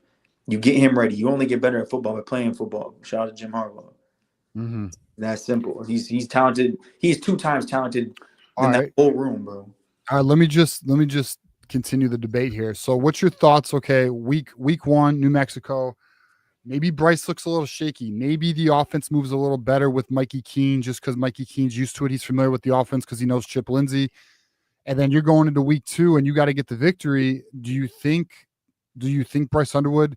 Now, look, long term, obviously Bryce Underwood is the pick. But who gets you that victory for week 2? Because that is the critical matchup. What's your thoughts, Juju? But you think Mikey's going to play? Do you think Mikey's not going to play? No. I don't think you. You don't think Mikey Keene plays at all in week 1? I think it would be a mistake. You play Mikey Keene at all with a true freshman quarterback that is starting. He needs all the snaps, all of them. I don't care if they're blowing him out. What'd you say? What if they're blowing him out? Or what if? Let's just say hypothetically, the first half. Let's just say hypothetically. Now this is no one get mad at me. Yeah. First half, the offense is slow. It's stuttering. Yeah. They might throw Mikey Keene in there, bro. I just think that would be a massive mistake. Like it's a mistake. Go ahead. I don't think it'll happen, but it could. Because if you do that, you're cutting his reps. That's what I'm saying. Like, and it's New Mexico. We're gonna win the game. I don't give a fuck. Like, if it takes him 2 quarters to get going, do not move him off the floor, off the field. Don't move him. Keep him. He needs every snap. This kid is way too fucking talented, bro, to keep on the side. Like, if you're fourth quarter, I've been steady on this. If you want to get someone else out there in the fourth quarter, cool. You want to preserve injury, cool. I get it. The fourth quarter, though, do not move him. Yeah.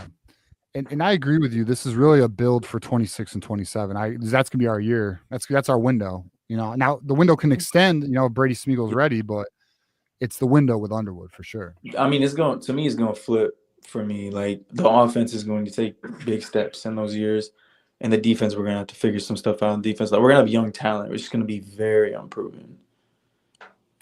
Yeah, but I think we're loading up, man. Yeah, we are. But I'm just saying, like, we're gonna have to go to the portal for veterans because they're Trey Pearson, are the only people. We're losing 6 seniors on the defensive line. That's insane. Yeah. Fair enough. All right, let's see. Where are we at in the poll here? So the poll is 80-20 with 50 votes. Whoever voted 20 for Mike, you should be ashamed of yourself. And it's Bryce Underwood for the dub right now. We'll keep our eye on that. But all right, Keegan, what else you got for us? What other thoughts you have stirring up debate? Yeah, I'm good with that, Juju. I wanted to hear the debate because it needs to be had. It's a good debate. I mean, it's fun. We're in the off season. Look, I listen. I think Underwood's starting. I mean, I changed my mind 2 weeks into spring camp. I mean, the more the debate, there's more of a debate to me at running back, way more at running back than there is at fucking quarterback. All right, let's All right, let's fucking ask that question, Juju. Who's RB1? It's Haynes. Justice Haynes. Keegan, who's RB1? I think Haynes, yeah. Do I have to say like a definitive answer? Who do you think has more touches? Justice Haynes or Jordan? Who do I Marshall? think has what? More attempts, more carries. I think that's Jordan Marshall. But really? All right, we'll put up a new poll. Who is the true RB1? I think Haynes starts, but I think by the end of the year, Jordan Marshall's going to take it. Yeah, really? if Haynes starts, Jordan Marshall is going to take his job. Jordan Marshall is a complete back. He's complete. That's and what he's I'm ready. saying. Bro, he's ready to take the load. He's ready. Bro, they're similar backs. They can both do the exact same thing. Like, there's no. That's why it's the 1A for me. Like, I think they both. Jordan Marshall is give me that rock 30 times. Get on my back. It's my time. Get on my back. I got you. Yeah, no, I got you. He's hard nosed, but I don't think people understand how good Haynes is. Like this even the metrics, even you go down to the metrics, like he was the best back that Bama had, and I just didn't understand why they didn't, because they used Jalen Milroe as RB1. But in terms of the metrics and explosive plays, Justice Haynes was the best back. That's correct. Yeah, he's very explosive. But Johnny's right. Marshall is an all-purpose back. Yeah, of course. That's why I think I like Marshall over Haynes. I just think he's going to start the season. I think Marshall is the every down back, and then Haynes is going to be like an explosive guy that just does everything, and he's got power. I agree with that, but you saw it in the bowl game. Marshall is an every down back. Yeah, when they knew the run was coming, it was fighting for his life. That 4 yards. You ain't stopping. The play that sold me, and I mean, it was I think it was like second and short when. Man, it was a zone scheme, and he cut it, and he met two linebackers, and he fell forward. That was the moment. Like, I don't know if you guys remember that, but it was like 2nd and 3, and there was both linebackers were waiting for him, and he met them and got a first down. That was the moment I was like, yeah, he's ready. He's ready. So it's interesting. 32 votes. It is 50-50. Justice Haynes, Jordan Marshall. This is such a split topic. I love it. Man. Yeah. I think it's Justice Haynes. That's my call. I think he's going to be the RB1 throughout the year. I think Jordan Marshall's going to and it's not like, oh, Justice Haynes is going to play all the time and Jordan Marshall's not going to play at all. It's not going to be that at all. They're both going to play, but Justice Haynes, in my opinion, is going to get the most. I think Haynes might start. But I think over the course of the season, they're going to see this dude, Marshall, is different. Damn, I'm so excited. I want to see it now. He's Haskins. It's a great problem to have. I mean, that's what I see. I mean, that's why I say he's going to end up being. It's going to end up being like, I want him on the field because every time he gets it, there's positives. Look, the UMass transferring out should tell you everything you need to know. About our I think what that tells you is Kuzdal and Kapana are ahead of him. But that's what I'm saying. Like, it tells you. Look, I'm trying to tell you, bro. Jasper Parker is gonna be. Bro, I'm just so. Jasper Parker is college ready, like physically. Yeah. Like, he's like 205. Well, think about this fucking problem next year. God. Jordan Marshall, Justice Haynes, and Savon Hider. Yeah, I was just about to be on the roster. Look, respect to everybody, to everyone, bro. That Savon kid is different. Yeah, Savon is different. That's what I mean. How do you not play Savon? I think like different as in like year one, he's gonna push Jordan Marshall. Like, I know that type of different. He's special, yeah. I know he's got like that TJ Yeldon. Like if anyone remembers when TJ Yeldon busted on the scene as a freshman for Alabama, I kind of not saying he plays like Yeldon. I'm saying that type of impact though. That kid is crazy. Yep. I loved Yeldon at Alabama. Too bad he saved and wore him down. And he's got the perfect frame that I like in a running back. That 5'11", around 205 pounds. Just, bro. Yeah.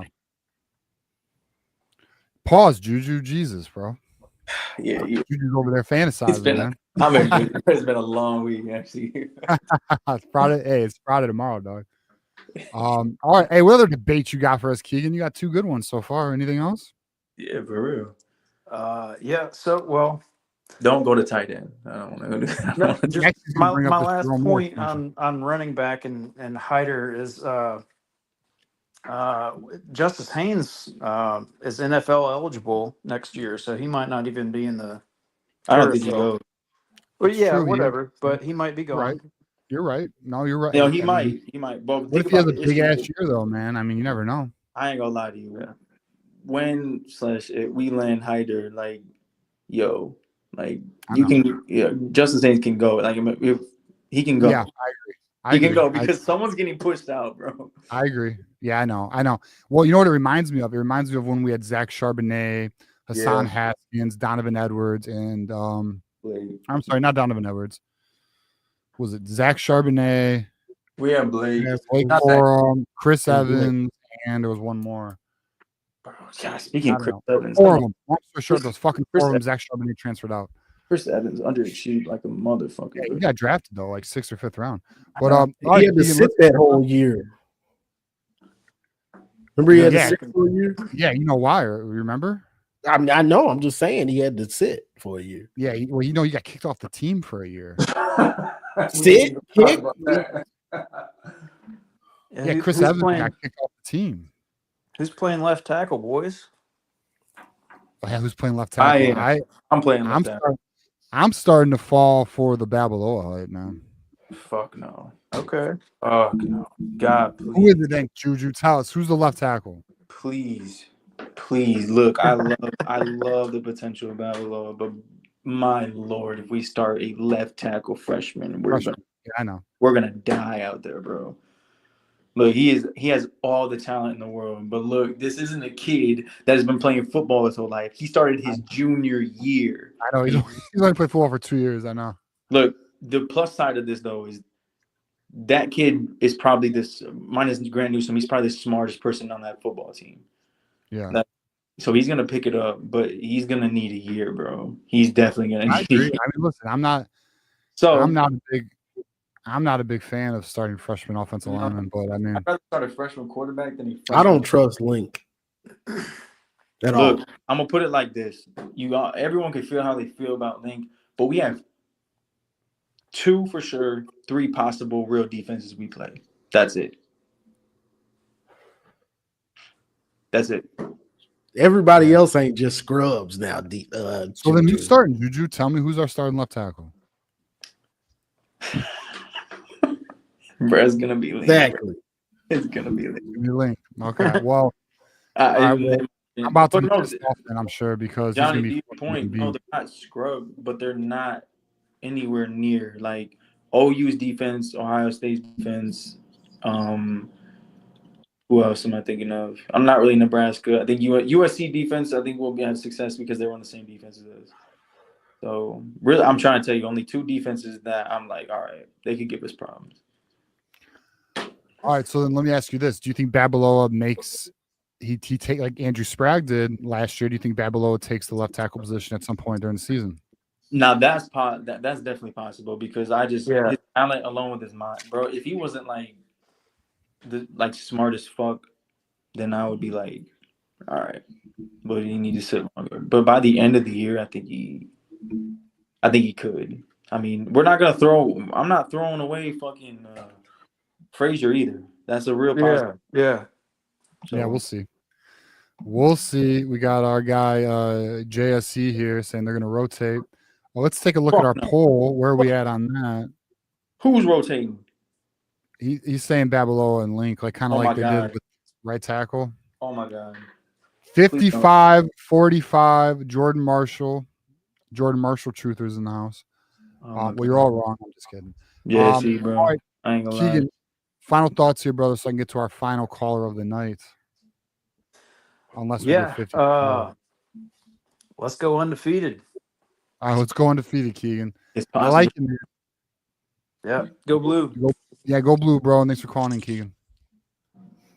I ain't gonna lie, JSC, bro. That Please don't ever say that again. Say what? Oh, they're gonna rotate. I swear to God, bro, the worst thing you could do is rotate offensive. All right, I got a question. Moose, can you? All right, I mean this like so respectfully. I'm curious. This is a curious question, not like I'm mad or anything. Does anyone see the banner? It says 53 away from a third hour. That's, you know, I mean, like, I keep track of all the everything at the bottom. So if anyone's ever wondering how far away are we from another hour, it is at the bottom of the screen there. Moose, if you can't see it, let me know. DM me. I don't know what's going on, brother.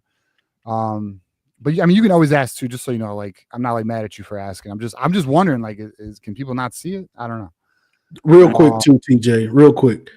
The difference, because I seen somebody say like, Bryce isn't a gunslinger. The difference between JJ and Bryce is JJ was raw.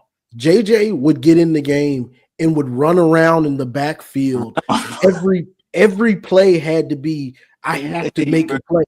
That's not what quarterbacking is. Sometimes throwing the ball away is the best play. Right. Sometimes throwing it into the dirt is the best play. Sometimes taking that third down check down is the best play. JJ wouldn't do that. He would run around in the backfield and run in circles until he could try to find something that make a play, and it would end bad. Like, that's not how you play quarterback. Johnny Manziel got away with it, but that's not how you play quarterback. You want to know how many throwaways JJ had in his career? How many? Not many. Zero. Yeah, exactly. That's just not how you play quarterback. JJ was wild at first, bro. Y'all remember that Penn State game at home? That throw he made to Corum. Oh my God, my heart left my. Heart left my chest. Like, what the fuck are you doing? Wait, what throw? Well, he was a clean pocket. Then they got some heat, and he got tackled. And as he was tackling, he threw it to the sideline, just threw it up to Corum. Is this the Alabama game? No, the Penn State game in 2022. Okay. He got hit, and he just threw it to the sideline. And Corum, it was a perfect pass. But I was like, bro, what the fuck are you doing? Oh, shit. My bad, Michigander. I didn't see that, bro. Juju, Michigander's got a question. Okay. Oh shit, he doesn't have a question. He's calling you out, bro. Respectfully, of course. Statement. He goes, Juju, it's not the University of Bryce Underwood. It's whoever gives the team the best chance to win, and Bryce knows that, bro. Well, with all due respect, Mr. Gander, that's the biggest bullshit I've ever heard. Like, you say this is the team. You're right. This is the best interest for the team. The best interest. We've seen where we've gotten complacent. Like, I don't know if you had the privilege to see this kid, but it's not close, bro. And you're doing it for the future. You're not doing it for right now. The best chance to win. He is, whether he's inexperienced or not, that is the best chance to win. Like, it's not, bro. I think everybody in this room. I cannot wait. There's just no way. Look, if you were at the spring game alone, the way these players gravitate towards him, like he's the guy. Like, you don't do that. You were going to piss off everybody in that locker room. Like, I don't know. I don't think it's like that. I don't think you'd piss off the locker room. I think some guys would be like, I'm not sure you piss off the locker room if Mikey Keene starts. Bro, we were at this kid is a superstar, and he hasn't even taken. Yes, like, I agree. I'm always one, whatever's best for the team. But bro, we have never had someone like this come in. No. Well, Drew Henson. Nah, miss me with that. This kid is way better. Drew Henson was considered the number one quarterback. I hear you though. I mean, yes, best quarterback since Trevor Lawrence. I mean, it's pretty high praise. There's been a lot of quarterbacks since Trevor Lawrence. The only way he fails is because of coaching, and even then, he's going to be good. There's no way he fails this kid. He's too good. So I agree with that. The only way he should fail. This homie said Chad Henne. Chad Henne was great, but he was not Bryce Underwood. And Chad Henne had Chad Henne's success, although he was good, really derived on his supporting cast. He had an amazing.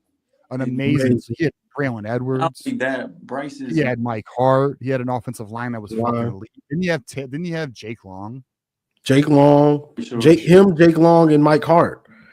Like Bryce. Braylon Edwards. Like, look, Braylon Edwards. I watched Chad Henne. Like, I watched Bryce. Like, that's the only two comparable because Bryce is better than JJ. But that's a fact. Let's look at the roster of Chad Henne, his freshman year. So Chad Henne was a freshman at Michigan. And without a doubt, like this is, and he throws better than Chad, and he's a way better athlete. Like, this kid can run. All right, so 2004. And that's another thing, the running aspect, because if it's not a called run in practice, you can't really showcase what you do as a quarterback that's mobile like Bryce, because you're actually trying to read the defense and make throws when you would have probably escaped the pocket to escape a sack. You don't get to showcase your whole game like that in practice. You talking about the spring game? No, I'm talking about in practice. Oh, a quarterback like Bryce that's mobile as he is. Yeah, especially in the spring game when we drafted shit. Like, holy shit, dude. So, okay, so Jesus, bro, the team was good, bro. That team was so fucking stacked, bro. I'm gonna share this so everyone can see this. So this is what Chad Henne had as a freshman. Okay, we don't have this. I'm just gonna let y'all know this right now. We don't have Braylon Edwards at wide receiver. We don't have David Bass. We don't have Mike Hart. Well, I don't know. I mean, Mike Hart was a stud right off. Jordan Marshall and Justice Haynes are nice though. So which is ironic because Donovan McCooley's that's his favorite receiver. Look at this: Jake Long, Jason Avant, Lamar fucking Woodley, bro. Yeah, they were loaded. Dude. Like, this is insane. Let's look at the receivers. They all grew up together. Four NFL. Tim Massaquoi also was an NFL wide receiver. He had 4 NFL wide receivers. Braylon Edwards went what? 4th overall or some shit? Look, and Bryce is working with maybe one. Right. Well, I don't know. I mean, between Browder and Marsh, you never know, but yeah, I mean, dude, like that whole his supporting cast was insane. I'm just saying for right now we know of because if Donovan McCooley puts it together, he has an NFL body. Yeah, he does. Yeah, I agree with that. Marlon Jackson, holy shit, bro. That whole team. Oh my god, offense and defense is full of Shazer, bro. Man, this is bringing back memories. Leon fucking Shazer was knocking dudes out. Dude, Leon Hall was amazing in NCAA football, by the way. Man, he was a good pro bowler. Bro. Hate to break it to you, bro, but that shit has been too. Wait, what? Someone just brought up CJ Sadler in the chat. Oh, yeah, that's been done. Don't hurt my heart like that, bro. All right, so Michigander, again, appreciate you, 499. It's the spring game. Sharon was confirming Bryce to the pocket and was calling Bryce an automatic sack when he left. Even in the practice, you can't showcase exactly what you do as a quarterback like Bryce is. You don't get to showcase that. I need everyone to understand that the spring game was it wasn't even a scrimmage. It was playground shit. Yeah, it's controlled environment. Nobody was even calling plays. Bro, you had Blake Corum and Chris Jenkins on the headset, bro. Like, fuck Ohio State. Anyways, all right, let's get Matt Miller up here to close out the show with us. Matt Miller, how we doing, brother? Thank you for waiting very patiently. Oh, you're good. What's up, guys? So Andrew Babalow is ranked higher than Kelvin Banks was, and he started as a freshman. Just throwing that out there. Okay. Very interesting. That's but how long has Calvin Banks been playing football? Oh, I know. I'm just throwing out there to create, more trepidation. No, without a doubt. Like, this kid has all the talent, and he's a freak athlete. But like, it would just be, I would be shocked if he played as a freshman. And Johnny brought up the point of the practicing. That's why Vince Young didn't play for like the first year, because he wasn't good in practice. And then when they threw him out there in the game, you saw what he did. So it's like, that doesn't always now, does it translate a lot of the time? Most of the time, yeah, but it doesn't translate with everyone. You can't showcase Vince Young in practice. No. He's not gonna look Johnny Manziel. It's not gonna look the same because they're gonna blow half of those plays dead. Right. That's true. And that's a huge part of Bryce's game that people aren't talking about enough. That he's gonna get us out of trouble. His his off-schedule plays, he's going to make mistakes, but I think most of the time his off-schedule plays, throwing on the run, which he did great in high school, and running just in general. I mean, the kid runs a 4.5 at 6'5", 230.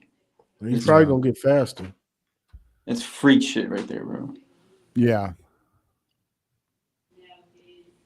So I talked to you guys about my Big Ten predictions last week and what, like, if you guys made. So I made my predictions, like, for the season and everything. And I just wanted to throw this out there for you. Michigan had already called me a clown. I have Michigan going 9-3. Like, I don't understand why that's clown shit. Bro, that's like most possible.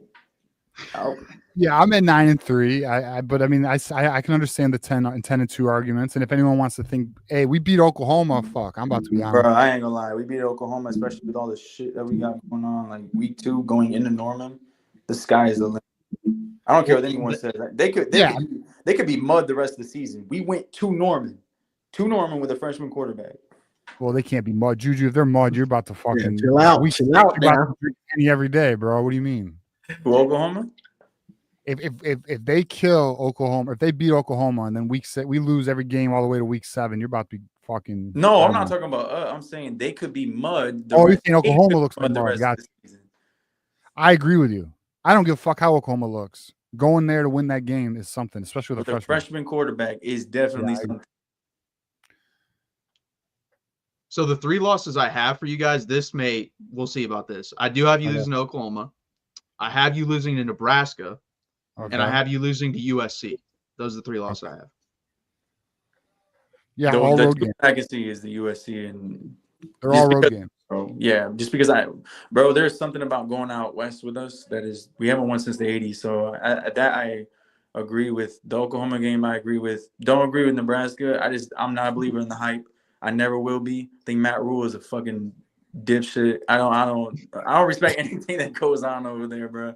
That guy's a clown. But if we lose, we lose. I think Sharon Moore's going to be suspended for 4 games. So the thing with Nebraska that I'm not worried about is they got to go against Michigan's defense. And until I see Dylan Raiola just play lights out, I have to see it because Wink is probably going to give him nightmares. No, that's a fact. And on top of that, like, look, they lost their defensive coordinator and they lost a couple of their most important pieces. That was the only thing to me that was holding their team because Dylan was inconsistent. Yes, he did get more weapons this offseason. But, bro, look, we go against Ohio State every year. No offense scares me, ever. Texas put a number on us. Shout out to Texas. But, like, that was a nightmare. Anomaly. That was a nightmare. And we stopped. We could have kept going, but we were like, nah, we're good with 31. Thank God they did. Look, we kind of figured it out, and he did. So I got to give it to Sark. He masterclassed Wink. Yeah, he masterclassed him. Wink figured out quick. Hey, maybe I don't need to be the smartest person in the room. Just let my athletes go make plays and dumb it down. And we've thrived. I'm hoping Patricia kind of does the same thing because NFL coordinators love the blitz. If they do that shit again, it's over. It's over. Yeah. Patricia don't blitz though. Yeah, that's the thing. It's going to be interesting if he makes any changes. Now, if you look at conservative defensive coordinator, Patricia runs a lot of the shit that we see in the Rose Bowl against Nick Saban. So pre-snap motion and everything, eye candy, oof. I think that's going to be very important for you guys. Especially with a new offensive line. That's I ain't gonna lie, Matt. That is what's getting me. That is the reason why I am leaning Ohio State week 1. I'm not super concerned at it for this reason. Like Kyle Flood, I've seen what he does with offensive linemen. Like we had Christian Jones here who played for 4 years. And I had a tweet. I said, if he ever suits up again after one of these games, I was like, I'm done with Texas because he's fucking sucked. He was terrible. One of the worst offensive linemen I've ever seen. Mm-hmm. Kyle gets there the next offseason. That dude right now is playing in the NFL. I'm like, I'm just believing from here on out. No, I got you. And look, I feel that to the max because we did that. Sharon Moore took 2 offensive lines. Joe Moore and on both of those teams, there were 4 guards playing on the offensive line. The national championship team, there was 4 guards on that offensive line. So, and then the next year, like obviously he moved to head coach, it's a little different. But when you have 5 think it's like, what do you have, 4 or 5 new offensive linemen? So if you want to count Trevor Gooseby, if you don't want to count him, then it's 4. I count him because, I saw him play against A&M, Georgia, and Clemson. I don't really need to see anything else. Like, he did well in those games. He's a starter. Okay. He's coming back for me. So you would say 4. I would say 3 because I would count him. 3. Okay, even with 3, it's 3 offensive linemen, and that's a new group. Like 3 out of 5. They gotta learn how to play together. In week 1, it's a lot to add. Like I would keep consistently saying, it's Texas offensive line and Ohio State's coordinators. That's I don't know. I can't. Maybe I have PTSD. I want to pick y'all so bad, bro. But like that, the offensive line. I hope I'm wrong, bro. I really hope I'm wrong. The game is it in Ohio or Texas? I can't remember. It's at Ohio State. Wow. That, by the way, I think that's overblown. Because I was gonna say Mark showed that too. Like when 2 really good teams play and it's out of conference, that doesn't home and away doesn't matter. Think 0506. We went there, we beat them, they came down and beat us. All right, let me ask you this. If you could have it at home, would you? Well, yeah, especially August 31st. That heat, Shit, God, they would die. Wait, is it the 31st or 30th? It's the 30th, I think. Because we play the 30th, so it has to be that. Yeah. Oh my God, they would great hate watch, bro. We get to watch them first, and then we get. I know. I know. We get to watch that in our games later. I love it. And we already know we're gonna. It really, our game is just how does Bryce look, and everyone. I'm not worried about the defense, bro. How does the offensive line? How does Bryce look? That's it. That's all I want to know. Yeah, and the receivers, like how are they looking? How are they gelling? Yeah. How's the offense looking? Even though it'll be probably a little bland.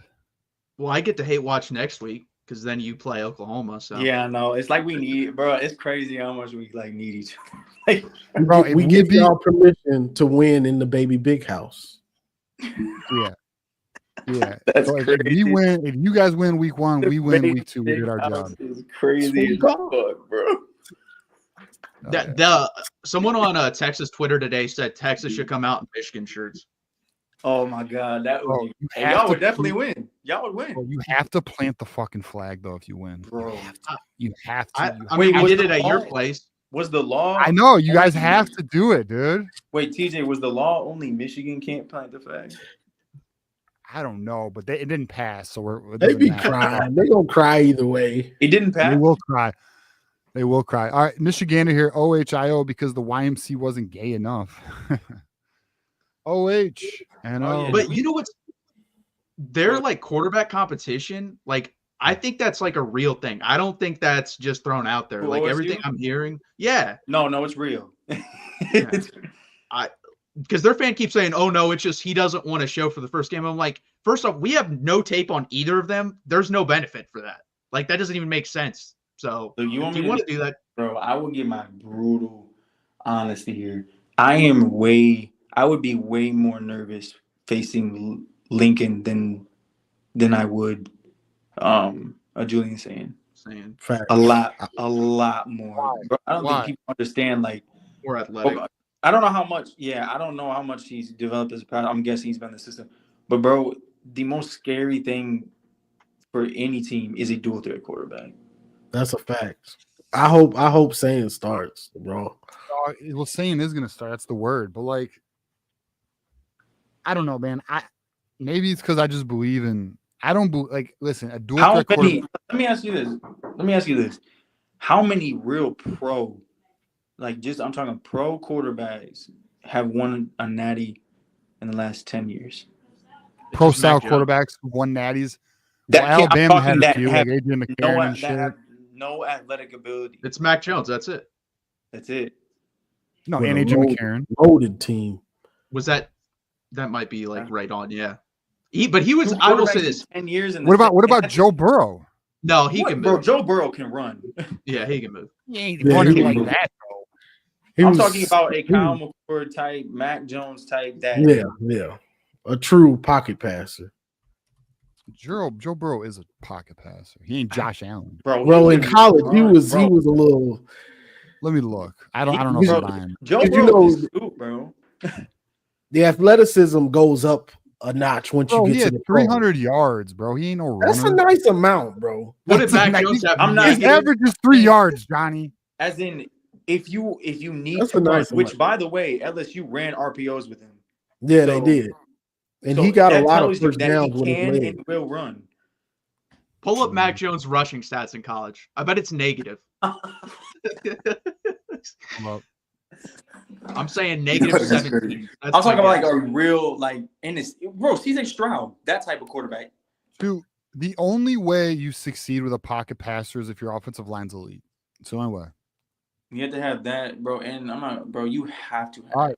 Are you guys ready for Mac Jones rushing yards? Hit in 2018, it was -8. In 2019, it was 36. In 2020, it was 14. Ooh. Exactly. So 42 yards total. Now look, There we TJ, the NFL is way different. Obviously, Yeah. a pocket passer is gonna win you a Super Bowl. I think a pocket College- passer can succeed in college too. You just got to have a good O-line, man, and Just receivers. rare. You got to. 2 times in 10 years. That's pretty rare. I got to look at it all. But I mean, see, here's the thing, though. That's what's interesting, I guess, to your point is a lot of those dual threat quarterbacks, they don't make it in the NFL. Yeah, that's why I said it works for college. Like Some of them do. Respectfully, like I don't give a shit about the NFL, bro. That shit's watered down. Yeah. Like the college is the only thing I care about. Yeah, fair enough. But all right, boys, we are at the 2-hour mark. I appreciate absolutely everybody who contributed tonight. You know, and we're gonna go through it all right now, actually. So let's give a shout out to Tom Bouchard, Michigander, Drufus, Quinn, who became a member also tonight, also through the 100. Keegan, Michigander, Juju, who's with us right now. Thank you, Juju. The real MVP. And the Michigander really came through a lot tonight. So thank you, brother. Do appreciate you. Matt, give us your final thoughts here, man.